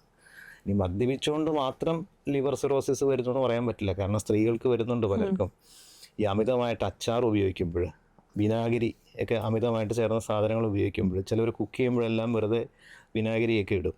അപ്പോൾ അങ്ങനെയുള്ളതൊക്കെ അമിതമായിട്ട് ചെല്ലുമ്പോഴും കരൾ രോഗങ്ങളുണ്ടാവും. ഡോക്ടറെ, അപ്പോൾ ഈ മദ്യപിക്കുന്ന ഒരാൾക്ക് അഗ്രസീവ് നേച്ചർ, അതായത് ആളുകളെ ഉപദ്രവിക്കാനൊക്കെ തോന്നുന്ന ഒരു സിറ്റുവേഷൻ നമ്മൾ കാണുന്നുണ്ട് പലപ്പോഴും. അത് ഏതൊരു സ്റ്റേജിലാണ് അങ്ങനെ ഉണ്ടാകുന്നത്? ഞാൻ ആദ്യം പറഞ്ഞ സാത്വികാവസ്ഥ വളരെ കുറച്ചായിരിക്കും അങ്ങനെയുള്ള ആളുകൾക്കുണ്ടാവുക. അത് പെട്ടെന്ന് സാത്വികാവസ്ഥ വന്നു പോകും അവർക്ക്. എന്നിട്ട് രാജസികാവസ്ഥയിലേക്കാണ് അവർ നീങ്ങുക. അപ്പോൾ രാജസികാവസ്ഥയിലേക്ക് നീങ്ങുമ്പോൾ അവരുടെ ഉള്ളിലുള്ള ഭയം, ദ്വേഷം, അസൂയ അല്ലെങ്കിൽ അങ്ങനെ ഉള്ള അധമ വികാരങ്ങൾ എന്ന് പറയുന്ന ആ ഒരു സംഗതികളായിരിക്കും പുറത്തേക്ക് വരുന്നത്. അപ്പോൾ ആദ്യം പറഞ്ഞ പോലെ സാഹസങ്ങൾ കാണിക്കുക, വെല്ലുവിളിക്കുക, അസഭ്യം വിളിച്ചു പറയുക, നമ്മൾ മത്സരബുദ്ധിയോടെ എന്തെങ്കിലും കാണിക്കുക. അപ്പോൾ ആംബുലൻസ് പോകുന്നുണ്ടെങ്കിൽ അതിനേക്കാൾ സ്പീഡിൽ വണ്ടി ഓടിച്ചുകൊണ്ട് പോവുക. അപ്പോൾ ആ ഉള്ളിലുള്ള അഹങ്കാരത്തിൻ്റെ ഭാഗമായിട്ട് അവർ മറ്റുള്ളവരെ മർദ്ദിക്കുകയും എന്നോട് അങ്ങനെ പറഞ്ഞോ എന്നൊക്കെയുള്ള രീതിയിൽ. അപ്പോൾ ഒരുപക്ഷെ അവരുടെ ഇൻസെക്യൂരിറ്റീസും കൂടെ അവർക്ക് അന്നേരം ബൂസ്റ്റ് ചെയ്യുന്നുണ്ടോ? അവരുടെ ഉള്ളിലുള്ള അവരുടെ മനസ്സിൻ്റെ തലം എന്താണെന്നുള്ളതാണ്. ഇപ്പോൾ പലരും ഈ മറച്ചു വെച്ചിട്ട് പുറമെ വേറൊന്നാണല്ലോ കാണിക്കുന്നത്. നമ്മൾ ആളുകൾ മനസ്സിൽ പറയുന്നത് എന്താണെന്ന് പരസ്യമായി കേൾക്കുന്ന ഒരവസ്ഥ ഉണ്ടായിരുന്നെങ്കിൽ ഒരിക്കലും ആരുമായിട്ട് ഇടപെടാൻ തന്നെ ധൈര്യപ്പെടില്ല. പക്ഷേ മദ്യപിച്ച് കഴിയുമ്പോൾ പുറത്തു വരും, പലപ്പോഴും ഉള്ളിലുള്ളത് പുറത്തു വരും. പലപ്പോഴും അപ്പം അങ്ങനെ ഉള്ളവരെയൊക്കെ ചെയ്യാവുന്നത്, അവർ ഇപ്പോൾ വീടുകളിലൊക്കെ മദ്യപിച്ച് വന്ന് അക്രമം ചെയ്യുന്ന ആളുകളൊക്കെ ഉണ്ടല്ലോ, ഒരു ക്യാമറ വെച്ചത് ഷൂട്ട് ചെയ്യുക ഹിഡനായിട്ട്. അവർ കാണിക്കുന്ന അവരുടെ ആ അക്രമങ്ങളും എല്ലാം ഷൂട്ട് ചെയ്ത് കഴിഞ്ഞ് പിറ്റേ ദിവസം എപ്പോഴെങ്കിലും ബോധം വരുമ്പോൾ അത് കാണിച്ചു കൊടുക്കുക എന്നുള്ളതാണ് പലപ്പോഴും എനിക്ക് തോന്നിയിട്ടുള്ളത്. അതായത് നമ്മൾക്ക് പണ്ടെന്ന് പറയുന്നത് ഇതൊരു സ്റ്റാറ്റസ് സിമ്പലിന്റെ ഭാഗമായിട്ട്, അല്ലെങ്കിൽ ഒരു എന്താ പറയുക, ഞങ്ങളുടെ ജെൻഡറിന് ഇത് അത്യന്താപേക്ഷിതമാണെന്നൊക്കെയുള്ള ചിന്തകൾ ഉണ്ടായിട്ടുണ്ട് പണ്ട് കാലത്ത്. അതായത് എൻ്റെയൊക്കെ ഫാദറിൻ്റെ ഒക്കെ ഒരു ജനറേഷൻ. ആ സമയത്ത് നമ്മളിപ്പം ഇങ്ങനെ വരുമ്പോൾ, ഈ അഗ്രസീവ് നേച്ചർ വരുമ്പോൾ ഇവരത് അഭിനയിക്കുന്നതാണോ എന്ന് പലപ്പോഴും എനിക്ക് തോന്നിയിട്ടുണ്ട്. അങ്ങനെ അഭിനയിക്കാൻ സാധ്യതയുണ്ടോ? ഈ ഒരു ആൽക്കഹോൾ കൺസ്യൂം ചെയ്യുന്നുണ്ട്, അതിന്റെ ബലത്തിൽ ഞാൻ അഭിനയിക്കുന്നു, അങ്ങനെ ചെയ്യാറുണ്ടോ? ഈ രണ്ടെണ്ണം കിട്ടിയാൽ തീരാത്ത അഭിനയമൊന്നുമില്ല. അതായത് ഇതൊക്കെ ചിലവാകുന്നിടത്ത് ഇറക്കുള്ളൂ, അത്രേ ഉള്ളൂ. അത് ആ സബ് കോൺഷ്യസ് മൈൻഡിൽ അവർ അവെയർ ആയിരിക്കും ഇതിവിടെ ചിലവാകുന്നുള്ളതുകൊണ്ടാണ് എന്നുള്ള ഇതൊക്കെ. നമ്മളിപ്പോൾ പൂർണ്ണമായും ബോധം പോയിട്ടൊന്നും അല്ല, ഉള്ളിലുള്ളത് വരുന്നെന്നുള്ളൂ. അത് തിരിച്ചു കിട്ടും എന്നുള്ള ബോധം അവർക്കുള്ളിടത്ത് അവർ ചെയ്യില്ല. ഡോക്ടർ വർഷങ്ങളായിട്ട് ആന്റി ഏജിങ്ങിൽ റിസർച്ച് ചെയ്യുന്നുണ്ട്. അതുപോലെ തന്നെ പലർക്കും അത് ഉപദേശിച്ചു കൊടുക്കുന്നുണ്ട്. അവിടെ സുധാകരത്തിൽ അത് ചെയ്യുന്നുണ്ടെന്ന് നമ്മൾ മനസ്സിലാക്കുന്നു. അതിനെക്കുറിച്ച് കൂടുതലായിട്ടൊന്ന് അറിയണമെന്നുണ്ട്. നമ്മൾ ആയുർവേദത്തിൽ വയസ്ഥാപനം എന്നാണ് അതിന് പറയുന്നത്. വയസ്സിനെ സ്ഥാപിക്കുക, അത് പോസ്റ്റ് ചെയ്യുക എന്ന് പറയുന്ന അവസ്ഥ ഉണ്ടല്ലോ നമ്മൾ. അപ്പോൾ അതിൽ എന്ത് ഘടകമാണ് നമ്മുടെ ഏജിങ് എന്ന് പറയുന്ന പ്രോസസ്സിനെ കൂട്ടുന്നത് എന്ന് ഉള്ളതുണ്ട്. അപ്പോൾ ആയുസിൻ്റെ പര്യായമായിട്ട് നിത്യക, അനുബന്ധ എന്ന രണ്ട് വാക്കുകൾ ആയുസിൻ്റെ പര്യായമായിട്ട് പറയുന്നുണ്ട്. നിത്യക എന്ന് വെച്ചാൽ ദിവസേന ഗമിച്ചുകൊണ്ടിരിക്കുന്നത്, കൈവിട്ട് ദിവസേന പോയിക്കൊണ്ടിരിക്കുന്നത് ആയുസ്സാണ്. അനുബന്ധ, അതിനെ അതേസമയം തന്നെ പിടിച്ചു നിർത്തുന്നതും ആയുസ് തന്നെയാണ്. അപ്പോൾ ഇത് ആയുസിൻ്റെ പര്യായമാണ്. ഇതിൽ നിത്യക എന്ന് പറഞ്ഞാൽ നമ്മൾ ശീര്യതേ അനേന ഇത് ശരീരം എന്നാണ് പറയണേ. നശിച്ചുകൊണ്ടിരിക്കുന്നതാണ് ശരീരം. ശരീരം എന്നുള്ള വാക്കിൻ്റെ അർത്ഥം അതാണ്, നശിച്ചുകൊണ്ടിരിക്കുന്നതെന്നാണ് അർത്ഥം. അപ്പോൾ ഈ ദിവസേന ആ നാശത്തിൻ്റെ ആക്സിലറേഷൻ കൂട്ടുന്ന എന്തൊക്കെയാണ് നമ്മൾ ചെയ്യണത്, അതിനെ അനുബന്ധമായിട്ട് പിടിച്ചു നിർത്തേണ്ടത് എന്തൊക്കെയാണ് എന്നുള്ളത് തിരിച്ചറിഞ്ഞ് അത് ഒരു വ്യക്തി എന്തൊക്കെയാണ് ജീവിതത്തിൽ ചെയ്യുന്നത്, അപ്പോൾ എന്തൊക്കെയാണ് അയാൾ കറക്റ്റ് ചെയ്യേണ്ടത്, അത് വളരെ ഇൻഡിവിജ്വലായിട്ട് ചെയ്യേണ്ട കാര്യമാണ് ശരിക്കും. അപ്പോൾ ആ വ്യക്തിയുടെ ആഹാര ജീവിത ശൈലികൾ മാത്രം പഠിച്ചാൽ പോരാ, അയാളുടെ ആറ്റിറ്റ്യൂഡ് എന്താണെന്ന് മനസ്സിലാക്കണം. എന്ത് ചിന്താഗതി കൊണ്ടാണ് അയാൾ കൂടുതൽ നേരവും ക്യാരി ചെയ്യുന്ന തോട്ട് പ്രോസസ്സ് എന്താണ്. അപ്പോൾ ഈർഷ്യയാണോ, ആർത്തിയാണോ, അതോ ഭയമാണോ, എന്താണ് അയാളിൽ കൂടുതലായിട്ട് നിൽക്കുന്നത്, അയാൾ ചെയ്യുന്ന ഓരോ കാര്യങ്ങളിലും അയാളെ ഡ്രൈവ് ചെയ്യുന്നത് ഏത് ഇമോഷനാണ്. ഇതൊക്കെ കണ്ട് തിരുത്തിയിട്ടാണ് നമ്മൾ ഇതിനുള്ള ട്രീറ്റ്മെൻറ്റ് ശരിക്കും ചെയ്യേണ്ടത്. കുറച്ച് മരുന്നുകൾ കൊടുക്കുകയല്ല ശരിക്കും. ഇപ്പോൾ എല്ലാവരും ജീവിക്കുന്നു. ഇപ്പോൾ ചില ജോലികൾ ചിലർ വർക്കഹോളിക്കായിട്ട് ചെയ്യുന്നു.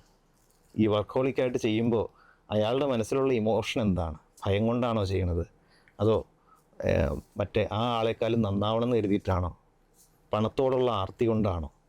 അതാണ് ഞാൻ കണക്ട് ചെയ്ത് പറഞ്ഞത്. എന്ത് ഘടകമാണ് അയാൾക്ക്? അതോ സ്വന്തം കർമ്മം ചെയ്യാനുള്ള ആ ഒരു ഉത്സുകത കൊണ്ടാണോ? അപ്പോൾ ഇതിലേതാണ് അയാൾ ഡ്രൈവ് ചെയ്യുന്നതെന്ന് മനസ്സിലാക്കണം. ഇത് ഓരോ വ്യക്തികളും സ്വയം ചിന്തിക്കേണ്ടതാണ്. ഞാൻ എന്തുകൊണ്ടാണ് ഇതെല്ലാം ചെയ്യുന്നത്, എന്തിനാണ് ചെയ്യുന്നത് എന്ന് ഓരോന്നിനെയും കുറിച്ച് ചിന്തിച്ച് എന്തോരം വേണം എന്നൊക്കെ ചിന്തിക്കണം എന്ന് ആദ്യം പറഞ്ഞിരുന്നല്ലോ. ഇതിൽ ഇയാൾക്ക് ആഹാരത്തിൽ നിന്നും ഈ പ്രായക്കൂടുതൽ ശരീരത്തിലേക്ക് ഉണ്ടാക്കുന്ന കാര്യങ്ങൾ, ഒരു പക്ഷേ നമ്മൾ പഴകിയ സാധനങ്ങൾ കഴിക്കൽ, അല്ലെങ്കിൽ അങ്ങനെയുള്ള അയാളുടെ പ്രകൃതത്തിനനുസരിച്ചല്ലാണ്ട് അയാൾ ചെയ്യുന്ന കാര്യങ്ങൾ, അങ്ങനെയുള്ള കുറേ കാര്യങ്ങളുണ്ടാവാം. ഉറക്കം ശരിയല്ലായകമാരെയുള്ള ദിനചര്യകൾ തെറ്റായിട്ടുള്ളത്, ഏജ് കൂട്ടുന്നതുണ്ടാവാം. ഇതൊന്നുമല്ലാതെ മനസ്സുകൊണ്ട് അയാൾക്ക് വരുന്ന ഒരു ഡിപ്രഷൻ എന്നല്ല ഞാൻ പറയുന്നത്. ഡിപ്രഷൻ മാത്രമല്ല, നമ്മൾ നവരസങ്ങൾ എന്ന് കേട്ടിട്ടുണ്ടല്ലോ. ഈ നവരസങ്ങൾ ശൃംഗാരം മുതൽ ഓരോ രസങ്ങളിലൂടെ പോയിട്ട് ഏറ്റവും അവസാനം എത്തുന്ന രസം ശാന്തമാണ്. ഇതൊരു മനുഷ്യൻ്റെ ജേർണിയാണ് ശരിക്കും. അതായത് ബാല്യാവസ്ഥ മാറി കൗമാരാവസ്ഥയിലേക്ക് പോയി കഴിഞ്ഞ് ശൃംഗാരം മുതലാണ് ശരിക്കും തുടങ്ങുന്നത്, അല്ലേ? ബാല്യാവസ്ഥയിൽ എല്ലാവരും ഓടിക്കളിക്കലോ അല്ലെങ്കിൽ വേറെ കളിച്ചിരി ഇതൊക്കെ ആയിട്ട് അങ്ങനെ പോവേണ്ട കാലമാണ്. ഇന്നത്തെ കുട്ടികൾ പലപ്പോഴും അങ്ങനെയല്ല എങ്കിൽ പോലും. അപ്പോൾ നമ്മൾ ഈ ശൃംഗാരം മുതൽ തുടങ്ങിയിട്ട് ഓരോ ഭാവങ്ങളിലൂടെ ശരിക്കും ഒരാളുടെ ട്രാൻസ്ഫോർമേഷൻ ഉണ്ടായിക്കൊണ്ടിരിക്കുകയാണ്. അപ്പോൾ അതാത് കാലഘട്ടത്തിൽ അയാൾ ചെയ്യേണ്ട, കടന്നു പോകേണ്ട ഘട്ടങ്ങളിലൂടെയൊക്കെ അയാൾ കടന്നു പോകണം. പക്ഷേ അവസാനം ശാന്തം എന്നതിലേക്ക് അയാൾക്ക് എത്തി നിൽക്കാൻ പറ്റുന്നുണ്ടോ, അത് എത്ര പെട്ടെന്ന് അച്ചീവ് ചെയ്യാൻ പറ്റുന്നുണ്ടോ എന്നുള്ള അനുസരിച്ചാണ് അയാളുടെ മനസ്സിൻ്റെ തലത്തിലുള്ള, അല്ലെങ്കിൽ ആ ഒരു റിയലൈസേഷൻ എന്ന് പറയുന്ന ഘടകം ശരിക്കും ഉണ്ടാകുന്നത്. ഓരോ വ്യക്തികളെയും നമ്മൾ അയാളറിയാതെ ഒബ്സർവ് ചെയ്ത് കഴിഞ്ഞാൽ, അയാൾ വെറുതെ ഇരിക്കുന്ന സമയത്ത് അയാളുടെ മുഖത്ത് ഈ ഭാവങ്ങളിൽ, ഈ രസങ്ങളിൽ സ്ഥായിയായിട്ട് വരുന്നത് ഏത് രസമാണെന്നുള്ളത് നമ്മൾ നോക്കണം. ചിലർ ശോകത്തിലായിരിക്കും, ചിലരൊരു ഭീഭത്സമായിരിക്കും അയാളുടെ മുഖത്ത്. അപ്പോൾ ചിലരുടെ മുഖത്ത് ഒരു പുച്ഛരസമായിരിക്കും, അല്ലേ? നമ്മൾ ചില ആളുകളൊന്ന് ആലോചിച്ച് നോക്കൂ. അടിസ്ഥാനപരമായിട്ട് അവരുടെ മുഖത്തുള്ള ഭാവം, രസം ഏതാണ്? അയാൾ അവിടെയാണ് എത്തി നിൽക്കുന്നത്. അവിടെ നിന്ന് ഇയാളെ ശാന്തത്തിലേക്ക് കൊണ്ടുവരണം. ഈ ശാന്തം റിയലൈസേഷനാണ്. ആ തിരിച്ചറിവിൻ്റെ ഭാവത്തിലേക്ക് അയാളെ കൊണ്ടുവന്നു കഴിഞ്ഞാൽ പിന്നെ ഈ രസങ്ങളുടെ ഇടയിൽ കിടന്ന് പെടുന്ന അവസ്ഥ ഉണ്ടാവില്ല. അപ്പോൾ ശാന്തത്തിലേക്ക് എത്തിച്ചിട്ട് നമുക്ക് എങ്ങോട്ട് നമ്മളെ സ്ഥാപിക്കണമെന്ന് നമുക്ക് തീരുമാനിക്കാൻ പറ്റും. അതായത് ഏത് ഏജ് ഗ്രൂപ്പിലേക്ക് നമ്മളെ പ്ലേസ് ചെയ്യണം, നമ്മുടെ മനസ്സിനെ പ്ലേസ് ചെയ്യണം എന്നുള്ളത് നമുക്ക് ചെയ്യാൻ പറ്റും. പക്ഷെ അവിടെയൊക്കെ നമുക്ക് വേണ്ടാത്തതിനെ വിടാനുള്ള ഒരു, അതിപ്പോൾ ശരീരത്തിൽ നിന്ന് വേണ്ടാത്ത അമിതമായിട്ട് കെട്ടിക്കിടക്കുന്നതിനെ കളയുന്ന പോലെ തന്നെ മനസ്സിൻ്റെ തലത്തിൽ അമിതമായിട്ട് കെട്ടിക്കിടക്കുന്ന കുറേ വികാരങ്ങളും വിചാരങ്ങളും ഉണ്ടാവും, കുറേ ഈഗോസ് ഉണ്ടാവും. ഇതൊക്കെ കളഞ്ഞ് ഒരു കൊച്ചുകുട്ടിയെപ്പോലെ മനസ്സുകൊണ്ടാവണം. അങ്ങനെ മനസ്സുകൊണ്ട് ഒരു കൊച്ചുകുട്ടിയെപ്പോലെ ആവുന്ന ഒരാൾക്ക് പ്രപഞ്ചത്തെ വേറെ രീതിയിൽ കാണുന്ന ഇൻസൈറ്റ് കിട്ടും. അതിൽ നിന്ന് ഉൾക്കൊള്ളുന്ന ഒരു ഈ മനസ്സുമായിട്ട് റിലേറ്റ് ചെയ്തിട്ടുള്ള ഒരു കാര്യമാണ് സ്ട്രെസ്, ആൻസൈറ്റി, ഡിപ്രഷൻ. അപ്പോൾ ഈ 3 വാക്കുകൾ എടുത്ത് പറയാത്ത ഒരു വ്യക്തി പോലും ഞങ്ങളുടെ ഒരു ഏജ് ഗ്രൂപ്പിൽ കണ്ടോളണം എന്ന് നിർബന്ധമില്ല. അതുകൊണ്ട് തന്നെ താഴേക്കുള്ള ജനറേഷനും ഇത് കൂടുതലായിട്ട് എനിക്ക് ഭയങ്കര സ്ട്രെസ്സാണ്, പഠിക്കുന്ന സ്ട്രെസ്സ് അല്ലെങ്കിൽ പാട്ട് പാടുന്ന സ്ട്രെസ്സ്, എല്ലാത്തിനും സ്ട്രെസ്സും ആൻസൈറ്റിയും ഡിപ്രഷനുമാണ്. അപ്പോൾ ഇതിനെക്കുറിച്ച് ഡോക്ടറിൻ്റെ ഒരു അഭിപ്രായം എന്താണ്? അതായത് നമുക്ക് ഈ ആയുർവേദത്തിൽ ഒരുപാട് ശാന്തമായ കാര്യങ്ങൾ നമുക്ക് ചെയ്യാനുണ്ട്, പാലിക്കേണ്ടതായിട്ടുള്ള കാര്യങ്ങളുണ്ട്. ഇതൊന്നും നമ്മൾ പാലിക്കുന്നുമില്ല. എപ്പോഴും ഒരു പരാതികൾ മാത്രമാണ് കേൾക്കാനും പറ്റിയിട്ടുള്ളൂ. സൊല്യൂഷനിങ് അവർക്ക് വേണ്ട. വേണ്ടത് ഡിസപ്പോയിൻമെൻറ്റ് മാത്രമാണെന്ന് പലപ്പോഴും പേഴ്സണലി എനിക്കും തോന്നിയിട്ടുണ്ട്. ഡോക്ടർക്ക് എന്താണ്, അങ്ങനെ തോന്നിയിട്ടുണ്ടോ? ഇങ്ങനെയാണ് ഇത് പല ആളുകളും അവർക്ക് വേണ്ടാത്തതാണ് ചെയ്യുന്നത്, അത്രേ ഉള്ളൂ. നേരത്തെ ഡോക്ടർ പറഞ്ഞിരുന്നു അതിനെ പറ്റി. നമ്മളിപ്പോൾ ഒരു ഫ്യൂവൽ നമ്മൾ ബേൺ ചെയ്യുമ്പോൾ, അനാവശ്യമായിട്ടുള്ള കാര്യത്തിന് ബേൺ ചെയ്യുമ്പോൾ ഫ്യൂവൽ പെട്ടെന്ന് തീർന്നു, മൈലേജ് കുറയും.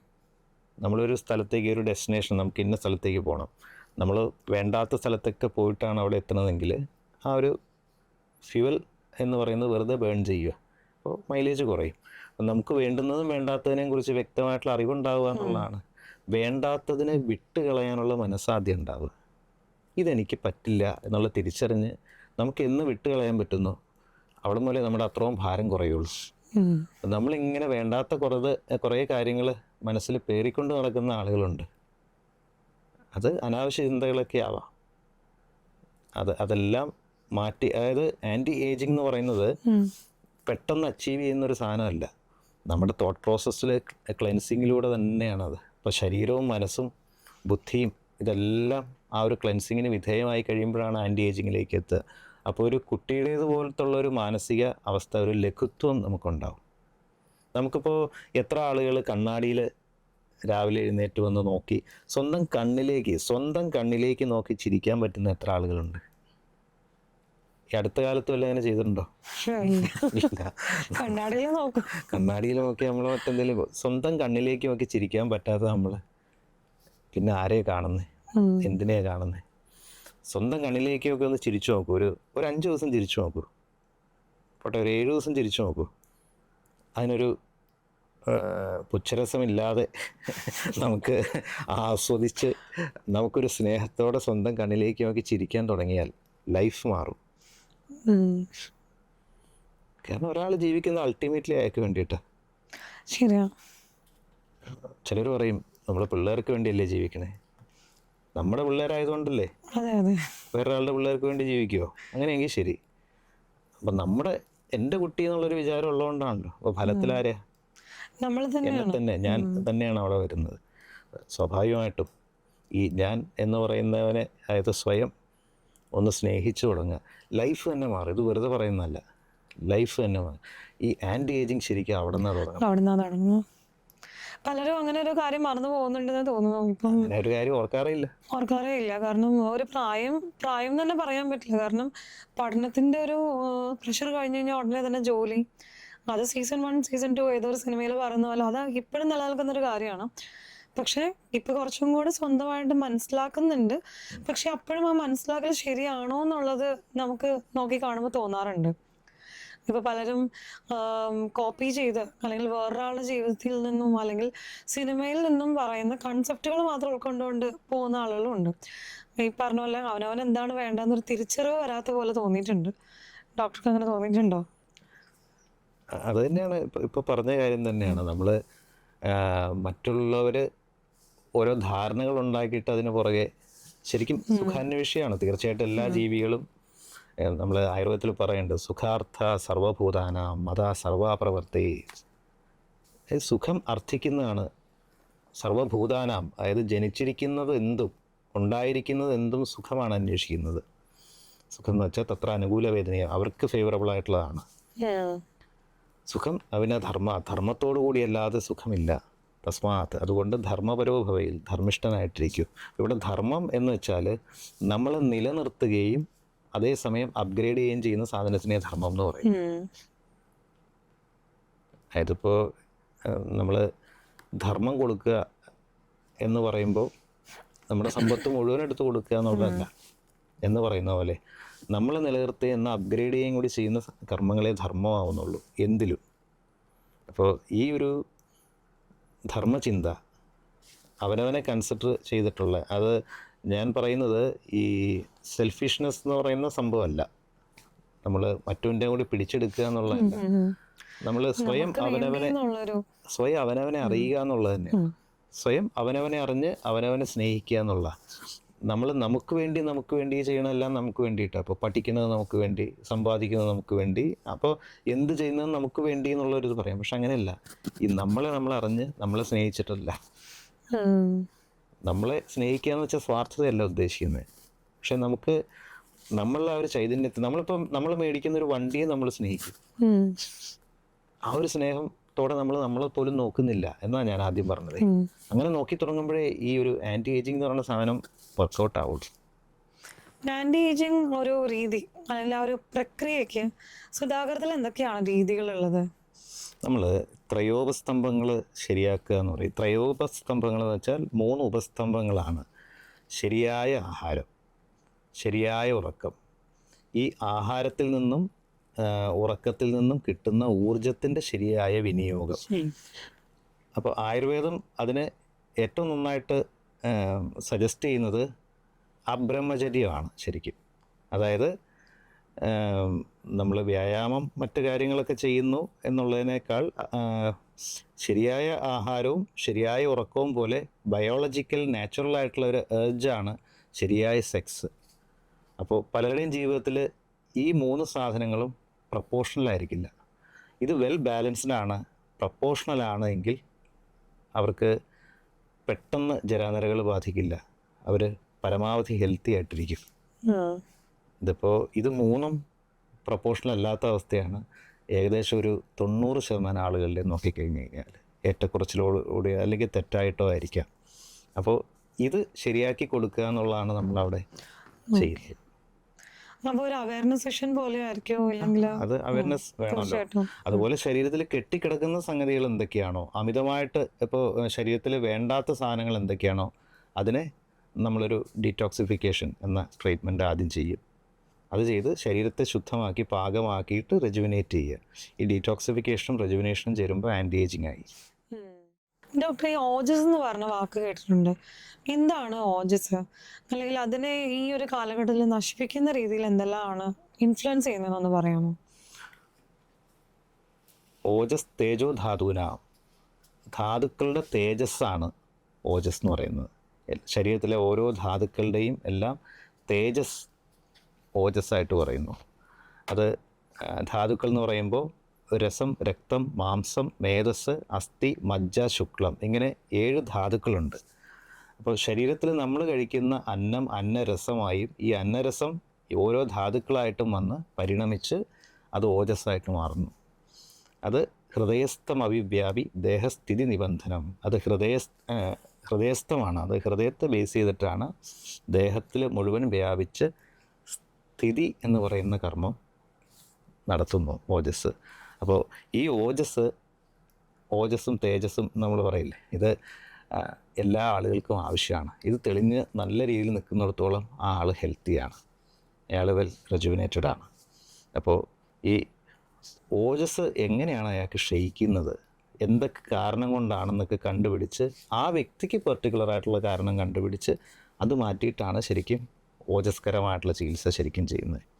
അപ്പോൾ അതിൽ പല പല കാരണങ്ങൾ ശാസ്ത്രത്തിൽ പറയുന്നുണ്ട്. ഇപ്പോൾ ഇന്നത്തെ കാലഘട്ടത്തിലുള്ള ജീവിത രീതി കൊണ്ടൊക്കെ പലതും ഉണ്ട്.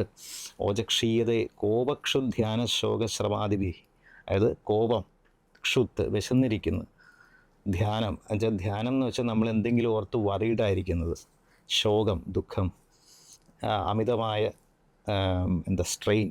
അപ്പോൾ ഇതെല്ലാം തുടങ്ങിയിട്ടുള്ള പല കാരണങ്ങളും ഓജസ്സിനെ ക്ഷയിപ്പിക്കുന്നതാണ്.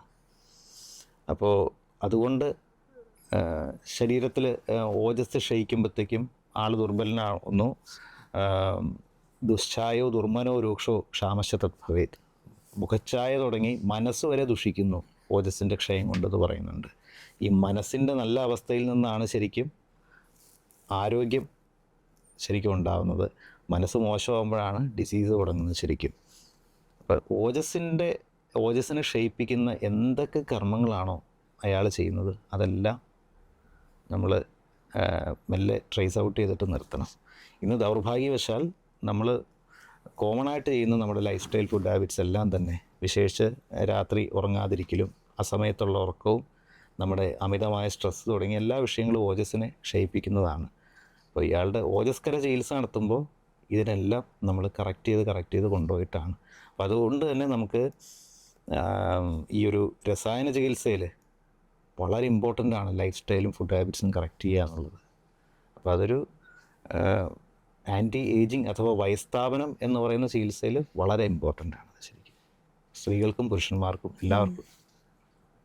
ഒരുപാട് പെൺകുട്ടികൾ ഇന്ന് അറിയാൻ ആഗ്രഹിക്കുന്ന ചില കാര്യങ്ങളുണ്ട്. എന്തുകൊണ്ടാണ് ഈ ആർത്തവ സമയത്തുള്ള വേദന, എന്തുകൊണ്ടാണ് ഈ മൂഡ് സ്വിങ്സ്? എല്ലാവരും കളിയാക്കുമെങ്കിൽ പോലും അതുള്ളതാണെന്ന് ഒരു സ്ത്രീ എന്നുള്ള നിലയ്ക്ക് എനിക്കും അറിയാം. അപ്പോൾ ഡോക്ടർ ഒന്ന് പറഞ്ഞുതരാമോ, എന്തുകൊണ്ടാണ് ഈ വേദന കൂടുന്നതും മേ ബി ഇൻടോളറൻസ് കൂടുന്നു, മൂഡ് സ്വിങ്സ് കൂടുന്നു, എന്താണ് അതിൻ്റെ കാരണങ്ങൾ എന്നൊന്ന് പറയാമോ? നമ്മൾ ആദ്യമേ പറയട്ടെ, ആർത്തവം ആക്ച്വലി സ്ത്രീകൾക്ക് അനുഗ്രഹമാണ്, വലിയൊരു വരമാണ്. ആർത്തവം ഉള്ളതുകൊണ്ടാണ് സ്ത്രീകൾക്ക് പുരുഷന്മാരെക്കാൾ ദീർഘായുസ് കിട്ടുന്നതും കഷണ്ടി വരാത്തതും, അല്ലേ? പുരുഷന്മാർക്ക് ഈ ക്ലെൻസിങ് ഇല്ല. ഇതൊരു മന്ത്ലി ക്ലെൻസിങ് ആണ് ശരിക്കും. അപ്പോൾ അത് സ്ത്രീകൾക്ക് തന്നെ അറിയാം എങ്ങനെയാണ് ക്ലെൻസിങ് എന്ന് പറയുന്നത്. ഇത് വെറുതെ എവിടെയെങ്കിലും ബ്ലീഡ് ചെയ്യുന്ന പോലെ അല്ല ആർത്തവം പോകുന്നത്. ശരീരത്തിൽ എന്തൊക്കെ എവിടെയൊക്കെ ആ ഒരു കണ്ടാമിനേഷൻസോ അല്ലെങ്കിൽ കെട്ടിക്കിടക്കുന്ന ദോഷങ്ങളുണ്ടോ, ദുഷിപ്പിക്കുന്നതെന്നാണ് ദോഷം എന്ന വാക്കിൻ്റെ അർത്ഥം. അതെല്ലാം പുറത്തേക്ക് പോയി ക്ലിയർ ആവുകയാണ് ആക്ച്വലി ചെയ്യുന്നത്. അപ്പോൾ ആ ഒരു സമയത്ത് വേദന ഇതിനെ പുറത്തേക്ക് കൊണ്ടുപോകുന്ന ആ വായുവിൻ്റെ ഫങ്ഷനിങ്ങിന് എന്തെങ്കിലും ബ്ലോക്കേജ് എവിടെയെങ്കിലും ഉണ്ടാകുമ്പോഴാണ് ഈ പെയിൻ വരുന്നത്. അതിപ്പോൾ അവർക്ക് റീപ്രൊഡക്റ്റീവ് ഓർഗൻസിനോടനുബന്ധിച്ചോ മറ്റോ എന്തെങ്കിലും നീരോ ശോഭമോ അല്ലെങ്കിൽ എന്തെങ്കിലും ഗ്രോത്തോ ഒക്കെ ഉണ്ടെങ്കിലെല്ലാം ഈ പ്രശ്നം ഉണ്ടാവാം. അത് ഉണ്ടാവാൻ പോകുന്നവർക്കും ഉണ്ടാവാം. ചിലവർക്ക് നല്ല നീരിറക്കം ഉണ്ടാവുന്നവരുണ്ടാവാം. നല്ല തലനീരിറക്കം വന്ന് സ്ഥിരം കഫക്കെട്ടോ ജലദോഷമോ തുമ്മലോ ഉണ്ടാകുന്നവരുണ്ടാവാം. ഇത് ചിലവർക്ക് അതിൻ്റെ കാരണം അന്വേഷിച്ച് പോകുമ്പോൾ വൈകി എഴുന്നേൽക്കുന്നവരാവാം. അതായത് രാവിലെ സൂര്യൻ ഉദിച്ചതിന് ശേഷം കിടന്നുറങ്ങുന്നവരാവാം. അവർക്ക് കഫം കൂടും. ചിലവർ അത്താഴം ഹെവി ആയിട്ട് കഴിക്കുന്നവരാവാം. അവർക്ക് ഡൈജസ്റ്റീവ് പ്രോബ്ലംസ് ഉണ്ടാവാം. അപ്പോൾ വെറുതെ വളരെ സിമ്പിളായിട്ട് പലരോടും ചെയ്തു നോക്കാൻ പറയും. ഈ പീരീഡ്സിന് ഒരു 7 ദിവസം മുമ്പ് എങ്കിലും അത്താഴം ഹെവി ആയിട്ട് കഴിക്കാതെ, ഞാൻ ആദ്യം പറഞ്ഞ പോലെ സൂര്യൻ അസ്തമിക്കുന്ന സമയത്ത് ഹെവി ആയിട്ട് കഴിച്ച് അത്താഴം വളരെ ലൈറ്റായിട്ട് കഴിക്കുകയും നമ്മൾ സൂര്യൻ ഉദിക്കുന്ന നേരത്തെ കിടന്ന് ഉറങ്ങുകയും സൂര്യൻ ഉദിക്കുന്ന സമയത്ത് ഉണർന്ന് ആക്റ്റീവ് ആവുകയും ചെയ്യുന്ന സ്ത്രീകൾക്ക് പലപ്പോഴും പെയിൻ വളരെ കുറവായിരിക്കും. ഇനി പലപ്പോഴും അവരുടെ ഈ സാധാരണ നമ്മൾ കസേരയിലിരിക്കുന്ന ആ പോസ്റ്ററിൽ ഇരിപ്പ് കൂടുന്നവർക്ക് സ്വാഭാവികമായിട്ടും പെയിൻ ഉണ്ടാവും. നമ്മൾ ഈ മലാസനം എന്ന് പറയുന്നൊരു പോസ്റ്ററുണ്ട്, അതല്ലെങ്കിൽ പവനമുക്താസനം എന്ന് പറയുന്ന പോസ്റ്ററുണ്ട്. ഇങ്ങനെയുള്ള ഏതെങ്കിലും പോസ്റ്റേഴ്സിൽ കുറച്ച് നേരം ഇരിക്കുകയോ സ്ട്രെച്ചിങ് എക്സസൈസൊക്കെ റെഗുലറായിട്ട് ചെയ്യുന്ന സ്ത്രീക്ക് ഇരുന്ന് എഴുന്നേൽക്കുന്നവർ, സിറ്റപ്സ്, അതായത് കസേരയിലല്ല സിറ്റപ്സ് ചെയ്യുന്നവർക്ക് പെയിൻ കുറവായിരിക്കും. ശരീരത്തിൽ വായുവിൻ്റെ ശരിക്കും ഒരു ചാക്രീയമായിട്ടുള്ള ചലനമുണ്ട്. അപ്പോൾ ആ ഒരു ചലനം, അതായത് വെറുതെ സ്ട്രെച്ചിങ് എക്സസൈസൊക്കെ ചെയ്യുന്നവർക്ക് ഇത് കുറവായിരിക്കും. വിശേഷിച്ച് അരക്കൂടിന്, പെൽവിക്സിന് നമുക്ക് എന്തെങ്കിലും റൊട്ടേഷനോ അങ്ങനെയൊക്കെ കിട്ടുന്നവർക്ക് ഈ അപാന വായു എന്ന് പറയുന്ന വായു, നമ്മുടെ അരക്കൂടിനോട് ചേർന്നിട്ടുള്ള വായുവിന് സ്വാഭാവികമായിട്ടൊരു ചലനം, താഴേക്കുള്ള ഗതി ഉണ്ടാവണം. ചിലർ ചെയ്യുന്ന വലിയ അബദ്ധമാണ് മൂത്രം ഒഴിക്കാൻ തോന്നിയാൽ മലമൂത്രാദികൾ, കീഴ്വായു ഇതെല്ലാം തടുത്ത് വയ്ക്കുന്നവരുണ്ടാവും. അവർക്ക് ഈ പെയിൻ ഉണ്ടാവാം. അപ്പോൾ ഇങ്ങനെയൊന്നും അല്ലാത്ത അവസ്ഥയിൽ, വായുവിന് ബ്ലോക്കേജസ് ഇല്ലാതെ, വായു തിരിയുന്ന അവസ്ഥ വരാതെ, ഇൻഡൈജഷൻ ഇല്ലാതെ, നീർക്കെട്ടില്ലാത്ത ഒരവസ്ഥ വന്നാൽ, അത്യാവശ്യം രക്തദുഷ്ടി ഇല്ലാത്തവർക്ക് സ്വാഭാവികമായിട്ടും വളരെ നോർമലായിട്ടുള്ള ആർത്തവം ഉണ്ടാവും. അപ്പോൾ അതങ്ങനെ ചെയ്യാവുന്നതേ ഉള്ളൂ. പലർക്കും മരുന്ന് പോലും കൊടുക്കാതെ ഇത്തരം കാര്യങ്ങൾ ചെയ്യാൻ പറയുമ്പോൾ തന്നെ അവർക്കതുണ്ടാവും, സ്വാഭാവികമായിട്ടുള്ള ആർത്തവം ഉണ്ടാവും. കുറഞ്ഞ പക്ഷം 7 ദിവസം മുമ്പെങ്കിലും ഇത് പാലിച്ചു വന്നാൽ സുഖമായിട്ട് ഉണ്ടാവും. ഈ PCOD, PCOS എന്നൊക്കെ പറയുന്ന ഒരു ജീവിതശൈലി രോഗങ്ങൾ എന്ന് പറയാലോ, അപ്പോൾ അതുമായിട്ട് ബന്ധപ്പെട്ടിട്ട് ആയുർവേദത്തിൽ നമുക്ക് എന്താ ചെയ്യാൻ കഴിയും? ചികിത്സകളുണ്ട് ധാരാളം. അതൊരു സ്രോതാവരോധമാണ്, അവിടെയുള്ള സ്രോതസ്സിന് പറ്റുന്ന തടസ്സമാണ്. അത് ഞാൻ ആദ്യം പറഞ്ഞ പോലെ ഇൻഡൈജഷൻ കൊണ്ടുണ്ടാവാം. ഇപ്പം ചില സ്ത്രീകൾ കുളി കഴിഞ്ഞ് മുടി നന്നായിട്ട് തോർത്തി ഉണക്കില്ല. ഈ മുടി തോർത്തി ഉണക്കാത്തവർക്ക് തലനീരിറക്കം ഉണ്ടാവും. ഈ തലനീരിറക്കം ആ ഒരു കഫം എക്സസ് ആവുകയും ഒന്നുകിൽ സെർവൈക്കൽ റീജിയനിൽ വന്ന് കിട്ടുകയോ ചിലപ്പോൾ ഷോൾഡറിലേക്ക് ആ നീർക്കെട്ട് വന്ന് കൈകൾക്ക് മരവിപ്പും ബലക്കുറവൊക്കെ ഉണ്ടാവുകയും, ചിലവർക്കത് ആ കഫത്തെ ഇവിടെ ബ്രഹ്മരന്ധ്രം എന്ന് പറയുന്ന അവിടുത്തെ ഒരു മർമ്മമുണ്ട്, ആ GIT-യുടെ നേരെ താഴേക്കുള്ളിലേക്ക് പോകുന്ന, അതിലൂടെ കഫം എപ്പോഴും വിഴുങ്ങിക്കൊണ്ടിരിക്കുകയോ അല്ലെങ്കിൽ വരുന്ന കഫം വന്ന് താഴെ ഇരുന്ന് മാത്രം കൂടുതൽ നേരം ജോലി ചെയ്യുകയൊക്കെ ചെയ്യുന്നവർക്ക് ആ ഭാഗത്ത് വന്ന് കെട്ടുകയോ ഒക്കെ ചെയ്യുന്ന അവസ്ഥ ഉണ്ടാവും. അപ്പോൾ ഇത് മെല്ലെ സ്രോതാവരോധത്തിലേക്ക് പോകും. അപ്പോൾ ഇതിൻ്റെ അടിസ്ഥാന കാരണങ്ങൾ എന്ന് പറയുമ്പോൾ കുളി കഴിഞ്ഞാൽ മുടി നന്നായിട്ട് ഉണക്കുക. ഇനി ചിലവർക്ക് കഴിച്ച് ആഹാരം ദഹിക്കാതെ അവർ കുളിക്കുന്നവരുണ്ടാവും. വൈകിട്ട് ജോലി കഴിഞ്ഞ് വന്നോ അല്ലാതെയൊക്കെ വൈകിട്ടൊരു കുളി, അപ്പോൾ കഴിച്ചത് ദഹിച്ചിട്ടുണ്ടാവില്ല. അങ്ങനെയുള്ളവർക്ക് ഇൻഡൈജഷൻ ഉണ്ടാവും. അപ്പോൾ ഇത്തരം നിസ്സാരമെന്ന് നമ്മൾ കരുതുന്ന പല കാരണങ്ങളും ഒഴിവാക്കി കഴിഞ്ഞാൽ തന്നെ പലർക്കും പല അസുഖങ്ങളും മാറും. എന്നിട്ട് അതിനുള്ള ചികിത്സ ചെയ്യണം, അതിനുള്ള മരുന്ന് കഴിക്കണം. അപ്പോൾ ലൈഫ് സ്റ്റൈൽ, ഫുഡ് ഹാബിറ്റ്സിൽ നമ്മൾ കറക്റ്റ് ചെയ്ത് കൊടുക്കും. അത് മാറ്റുമ്പോൾ അസുഖം മാറുന്നത് കാണാം. അടുത്തത് സ്ത്രീകളുമായിട്ട് ബന്ധപ്പെട്ട് വരുന്ന മറ്റൊരു കാര്യമാണ് പ്രസവശേഷം. മുൻകാലങ്ങളിലൊന്നും ഇത് ഒരുപാട് ചർച്ച ചെയ്യപ്പെട്ടിട്ടുള്ള വിഷയമല്ല. കാരണം പോസ്റ്റ്മോർട്ടം ഡിപ്രഷനോ പോസ്റ്റ്മോർട്ടം കെയറെന്നോ ഒന്നും കേട്ടിട്ടില്ല. പലപ്പോഴും ഇപ്പോൾ വിവാദം വരെ വന്നിട്ടുണ്ട്. അവർ പറഞ്ഞ സ്റ്റേറ്റ്മെൻറ്റുകളൊക്കെ വെച്ചിട്ട് പണ്ടതൊരു എൻജോയ്മെൻറ്റോടുകൂടെ ചെയ്തിരുന്നു എന്നൊക്കെ പലരും പറഞ്ഞിരുന്ന കാര്യമാണ് പ്രസവം. പക്ഷെ ഒരിക്കലും അങ്ങനെയല്ല. കാരണം അതിനൊരു പ്രോസസ്സുണ്ട്, കാലമുണ്ട്, താമസമുണ്ട്, സ്ത്രീകൾ അനുഭവിക്കുന്ന വേദനയുണ്ട്, അതിനുശേഷമുള്ള മാനസിക സമ്മർദ്ദമുണ്ട്, പല വേദനകളും ഉണ്ടാവും. അപ്പം ഈ പോസ്റ്റ്മോർട്ടം കെയർ എന്ന് പറയുന്നത് എത്രത്തോളം പ്രാധാന്യം അർഹിക്കുന്ന ഒരു വിഷയമാണ്? നമ്മൾ പ്രസവത്തിലൂടെ സംഭവിക്കുന്നത് ഒരു വലിയ എയർ ബാഗ് പോലെ. നമ്മൾ കുഞ്ഞ് പുറത്തേക്ക് പോയി കഴിയുമ്പോൾ അത്രയും വീർത്ത വയർ, ഒരു 10 മാസം കൊണ്ട് വീർത്ത് വന്നിരിക്കുന്ന വയറ്, ഇത് പെട്ടെന്ന് ചുങ്ങില്ല. അതിൻ്റെ ഉള്ളിൽ മുഴുവൻ വായു തിങ്ങി നിറഞ്ഞിട്ടുണ്ടാവും. ഈ വായു കീഴ്പോട്ടേ പോവുള്ളൂ, എന്നുവെച്ചാൽ കീഴ്പോട്ടാണ് പോവേണ്ടത്, കീഴ്വായുവായിട്ട് തന്നെ പോകേണ്ടത്. പ്രസവിച്ച സ്ത്രീകൾക്കതറിയാം, അതങ്ങനെ ആ വഴിക്ക് തന്നെയാണ് പോകേണ്ടത്. പക്ഷേ അങ്ങനെ പോവാതിരിക്കുമ്പോൾ ഇതിന് തടസ്സം നേരിട്ട് കഴിഞ്ഞാൽ വായു മറ്റു പല ഭാഗങ്ങളിലേക്ക് തിരിഞ്ഞു കയറാൻ സാധ്യതയുണ്ട്. ഉദാഹരണത്തിന് എവിടെയെങ്കിലും എന്തെങ്കിലും ഒരു സ്ട്രെയിൻ, ഒരു ഫ്രാക്ചറോ മറ്റോ വന്നിട്ടുള്ള ഒരു ഭാഗത്തേക്ക് ഈ വായു ചിലപ്പോൾ കയറി പിടിച്ച് അവിടെ പെയിൻ കൂടാൻ സാധ്യതയുണ്ട്. സ്ട്രെസ്സ് കൂടുന്നവർക്ക്, ചിന്ത കൂടുന്നവർക്ക് തലയിലേക്കും, ഇമോഷണൽ ആവുന്നവർക്ക് നെഞ്ചിലേക്ക് ഈ വായു കയറി പിടിക്കാൻ സാധ്യതയുണ്ട്. ഇപ്പോൾ നിന്ന് അധികം നേരം വർക്ക് ചെയ്യുന്ന നേഴ്സസോ ട്രാഫിക് പോലീസോ അധ്യാപകരോ അങ്ങനെയുള്ളവർക്കൊക്കെ കാലുകളിലേക്കായിരിക്കും ചിലപ്പോൾ കയറി പിടിക്കുക. അപ്പോൾ ഇങ്ങനെ നമുക്ക് ആയാസമുള്ള ഭാഗത്തേക്ക് ദോഷങ്ങൾ എപ്പോഴും പോയി പിടിക്കുകയുള്ളൂ. അപ്പോൾ കാലുകളിലേക്ക് അല്ലെങ്കിൽ മറ്റു ഭാഗങ്ങളിലേക്കൊന്നും ഇത് കയറി പിടിക്കാതിരിക്കാൻ ഈ വായുവിൻ്റെ ഗതി നേരെ കീഴ്പോട്ട് തന്നെ പോവാൻ 41 ദിവസം മരുന്നുകൾ കഴിക്കുന്നതാണ്. കഷായങ്ങൾ ചിലർ കഴിക്കും. അപ്പോൾ അത്തരം കഷായങ്ങൾ കഴിക്കുമ്പോഴത്തേക്ക് ഈ വായുവിൻ്റെ ഗതി നേരെയാവുകയാണ് ചെയ്യുക. ഇനിയിപ്പോൾ അങ്ങനെ കഷായങ്ങൾ കഴിക്കാൻ പറ്റിയില്ല എങ്കിൽ പ്രൊസീജിയേഴ്സായിട്ട് ചെയ്യാം. കഷായം കഴിക്കേണ്ട എന്നുള്ളവർക്ക് പ്രൊസീജിയേഴ്സായിട്ട് ചെയ്യാം. അപ്പോഴും 10-14 ദിവസം കൊണ്ട് ഈ അവസ്ഥയിലേക്ക് എത്താൻ പറ്റും. ഇനി ദേഹത്ത് വായു കൂടാതെ വാതപ്രകൃതിയായിട്ടുള്ളവർക്ക് ഉണക്ക് വരാതിരിക്കാൻ വേണ്ടിയിട്ട് മറ്റ് ചില പ്രൊസീജിയേഴ്സ് ചെയ്യും. ഇതൊക്കെയാണ് പ്രസവരക്ഷാ ചികിത്സകൾ. അരിഷ്ടാസവങ്ങൾ ചിലവർ കഴിക്കാറുണ്ട്. അത് കഴിക്കാതിരിക്കുന്നതാണ് നല്ലത്. കാരണം ഈ ഉഷ്ണമേഖലാ പ്രദേശത്ത് ശരീരത്തിൽ ഉഷ്ണം കൂടും. ഉഷ്ണം കൂടിക്കഴിഞ്ഞാൽ കുട്ടിക്ക് വാശി ഉണ്ടാവും, കുട്ടിക്ക് ആ സമയത്ത് ഉറക്കം ഉണ്ടാവില്ല, അങ്ങനെയുള്ള വിഷയങ്ങളൊക്കെ ഉണ്ടാവും. അപ്പോൾ അരിഷ്ടാസവങ്ങൾ കൊടുക്കേണ്ട ഘട്ടമാണെങ്കിൽ മാത്രമേ കൊടുക്കാവുള്ളൂ. പക്ഷേ ഇന്ന് പലരും ചെയ്യുന്ന അബദ്ധം, നേരെ പോയി ഒരു കിറ്റ് മേടിച്ചുകൊണ്ട് പോകും. ഡോക്ടർമാരെ കാണില്ല, നേരെ പോയി ഒരു കിറ്റ് മേടിച്ചുകൊണ്ട് പോകുന്ന പ്രവണത കൊള്ളില്ല. കാരണം ഇതൊരു ട്രീറ്റ്മെൻറ്റാണ്. ആളുടെ പ്രകൃതം നോക്കിയിട്ട് വേണം മരുന്ന് കൊടുക്കാൻ. ശോഷിച്ചിരിക്കുന്നവരെ പോഷിപ്പിക്കുക. ഓൾറെഡി പോഷിച്ചിരിക്കുന്നവരെ വീണ്ടും പോഷിപ്പിച്ച് കഴിഞ്ഞാൽ ദേഹത്ത് കുറേ നീർക്കെട്ടുകളും പ്രശ്നങ്ങളും വരും. അതാണ് ചില സ്ത്രീകൾ പ്രസവം കഴിഞ്ഞാൽ വല്ലാതെ ചീർത്ത് നീര് കെട്ടി വണ്ണം കൂടി പിന്നെ അതിനുശേഷം അവർക്ക് നടുവേദന, പെടലിവേദന, കാൽവേദന, മുട്ടുവേദന ഇതൊക്കെ വന്ന് വല്ലാതെ ഇടങ്ങേറായി അവർ വണ്ണം വെച്ച് വീർത്തിങ്ങനെ ആയി പോകുന്നത്. പക്ഷേ അത് പോഷണം ആവശ്യമുണ്ടെങ്കിൽ മാത്രമേ കൊടുക്കാവുള്ളൂ, അല്ലാത്തവരെ അങ്ങനെ ചെയ്യരുത്. അപ്പോൾ ഈ വായുവിൻ്റെ ഗതി നേരെയാക്കാൻ വേണ്ടിയുള്ള കഷായങ്ങൾ, മരുന്നുകൾ, ചികിത്സകളൊക്കെയാണ് ശരിക്കും ചെയ്യേണ്ടത്. അരിഷ്ടാസവങ്ങൾ പോലും ആവശ്യമില്ലെങ്കിൽ കൊടുക്കുക. ഇത് കഴിഞ്ഞു, പ്രസവം കഴിഞ്ഞു, കുട്ടികൾ വലുതായി വരുന്നതിനോടൊപ്പം തന്നെ സ്ത്രീകൾ അനുഭവിക്കേണ്ടി വരുന്ന മറ്റൊരു പ്രശ്നമാണ് ആർത്തവവിരാമം. ഒരു ലൈഫ് സൈക്കിളിൽ ഒരു എൻഡ് എന്നുള്ള രീതിയിൽ വരുന്ന ഒരു കാര്യമാണ്. അതിനോടനുബന്ധിച്ചിട്ട് സ്ത്രീകൾ മാത്രമല്ല പുരുഷന്മാരും അതിൻ്റെ ഒപ്പം തന്നെ കഷ്ടത അനുഭവിക്കുന്നു. കാരണം ഇവരിലുണ്ടാകാവുന്ന മൂഡ് സ്വിങ്സും കാര്യങ്ങളും അവരുടെ സ്വഭാവ രീതിയിൽ ഉണ്ടാകുന്ന പ്രശ്നങ്ങളും എല്ലാം ദേഹത്തിനുണ്ടാകുന്ന ചൂടോ അങ്ങനെയുള്ള കാര്യങ്ങളൊക്കെ കുടുംബത്തിലെ എല്ലാവർക്കും അസ്വസ്ഥത ഉണ്ടാക്കുന്ന ഒരു കാര്യം തന്നെയാണ്. ഒരു സ്ത്രീ ഹാപ്പി ആയിട്ടിരുന്നാലാണ് ആ ഫാമിലി മുഴുവനും ഹാപ്പി ആവുള്ളൂ എന്ന് ഞാൻ വിശ്വസിക്കുന്നു. അപ്പോൾ മെനോപോസ് അല്ലെങ്കിൽ ആർത്തവ വിരാമത്തെക്കുറിച്ച് ഒന്ന് ഡോക്ടർ പറയാമോ?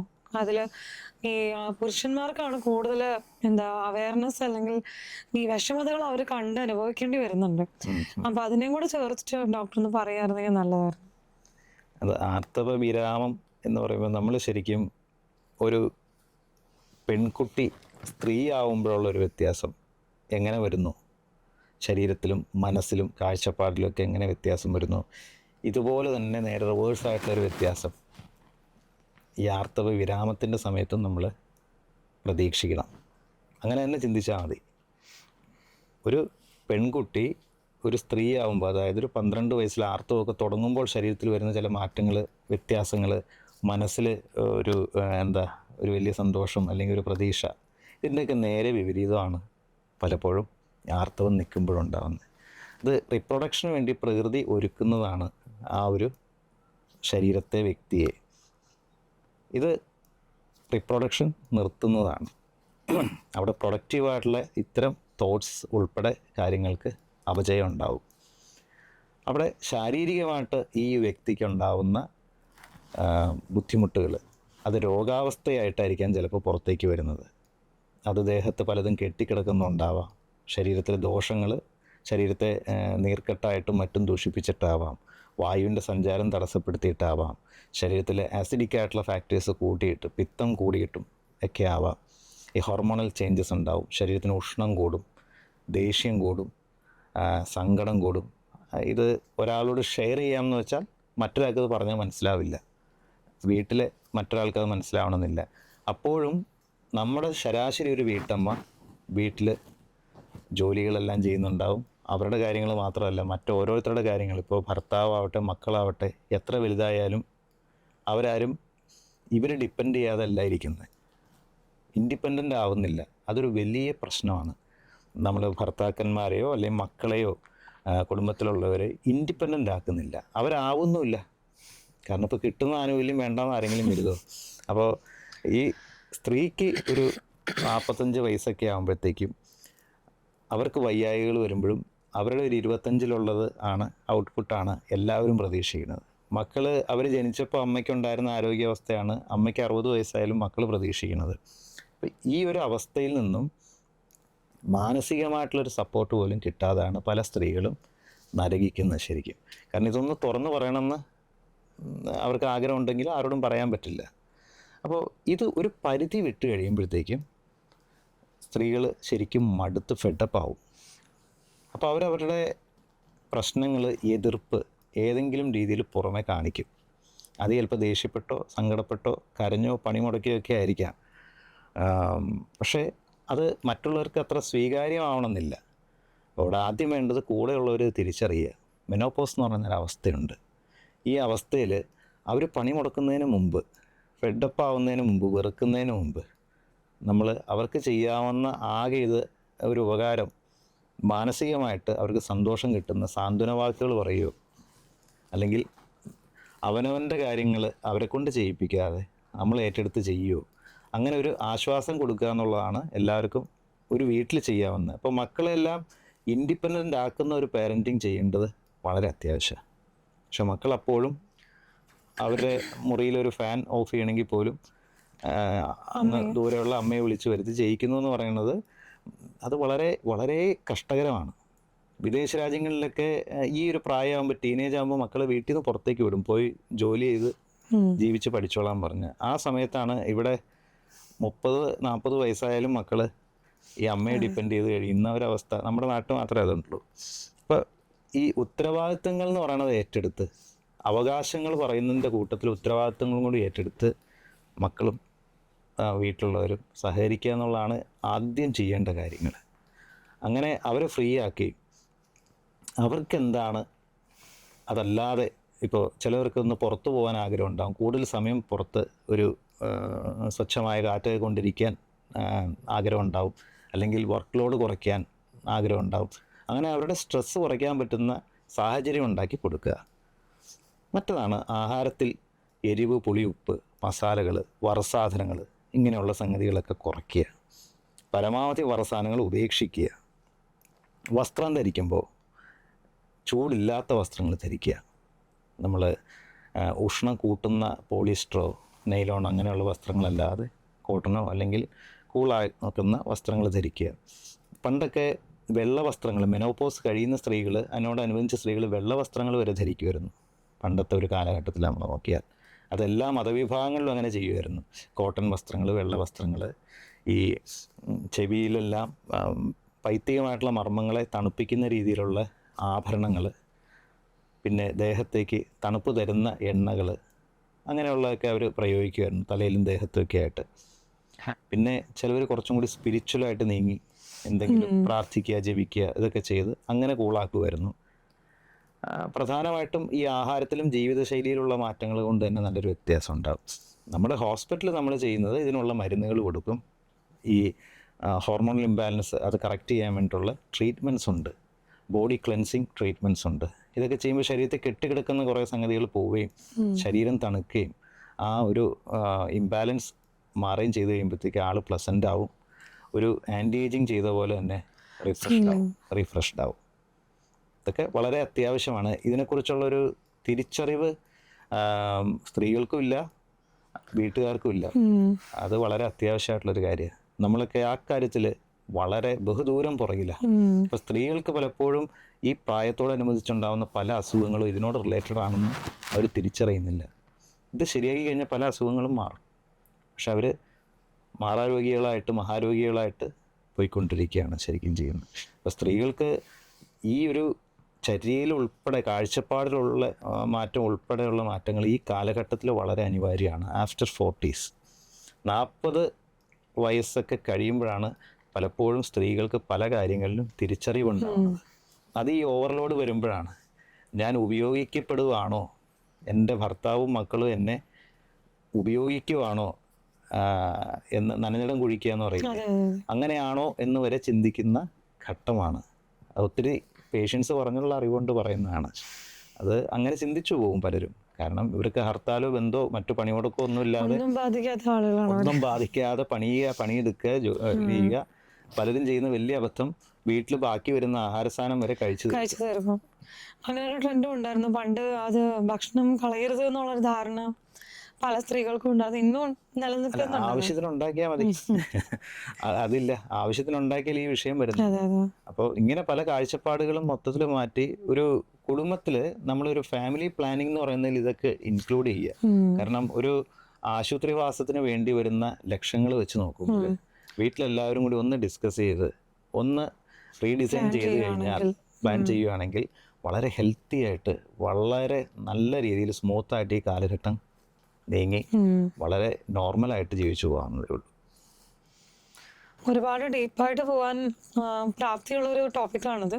കാരണം ഒന്നെന്ന് വെച്ച് കഴിഞ്ഞാൽ വീടുകളിൽ ഇന്നും ഒരിക്കലും സ്ത്രീകൾക്ക് തുറന്നു പറയാൻ പറ്റാത്ത ഒരുപാട് പ്രശ്നങ്ങൾ ഇന്നും നിലനിൽക്കുന്നുണ്ട്. ഒരു പരിധിയിൽ കൂടുതൽ ഡോക്ടർ മുന്നേ പറഞ്ഞ പോലെ തന്നെ കോംപ്ലിക്കേഷൻസ് ഒഴിവാക്കുക, നേരെ തുറന്ന് സംസാരിക്കുകയാണെങ്കിൽ തീരാവുന്ന ഒരുപാട് പ്രോബ്ലംസും നമുക്കിതിനകത്ത് കാണാം.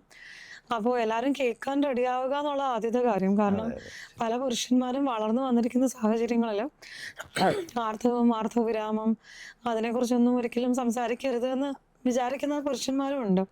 എന്നാൽ അതിനെ ഒരുപാടധികം സപ്പോർട്ട് ചെയ്യുന്ന ആളുകളും ഉണ്ട്. അപ്പം തുറന്ന് സംസാരിക്കാൻ കഴിയട്ടെ എല്ലാവർക്കും എന്ന് വിചാരിക്കുന്നു. ഡോക്ടറോട് ആദ്യമേ ചോദിച്ചു തുടങ്ങിയത് തന്നെ ആയുർവേദം എന്നാണോ, ആയുർവേദ ചികിത്സാ രീതി വേണോ എന്നുള്ള രീതിയിലായിരുന്നു.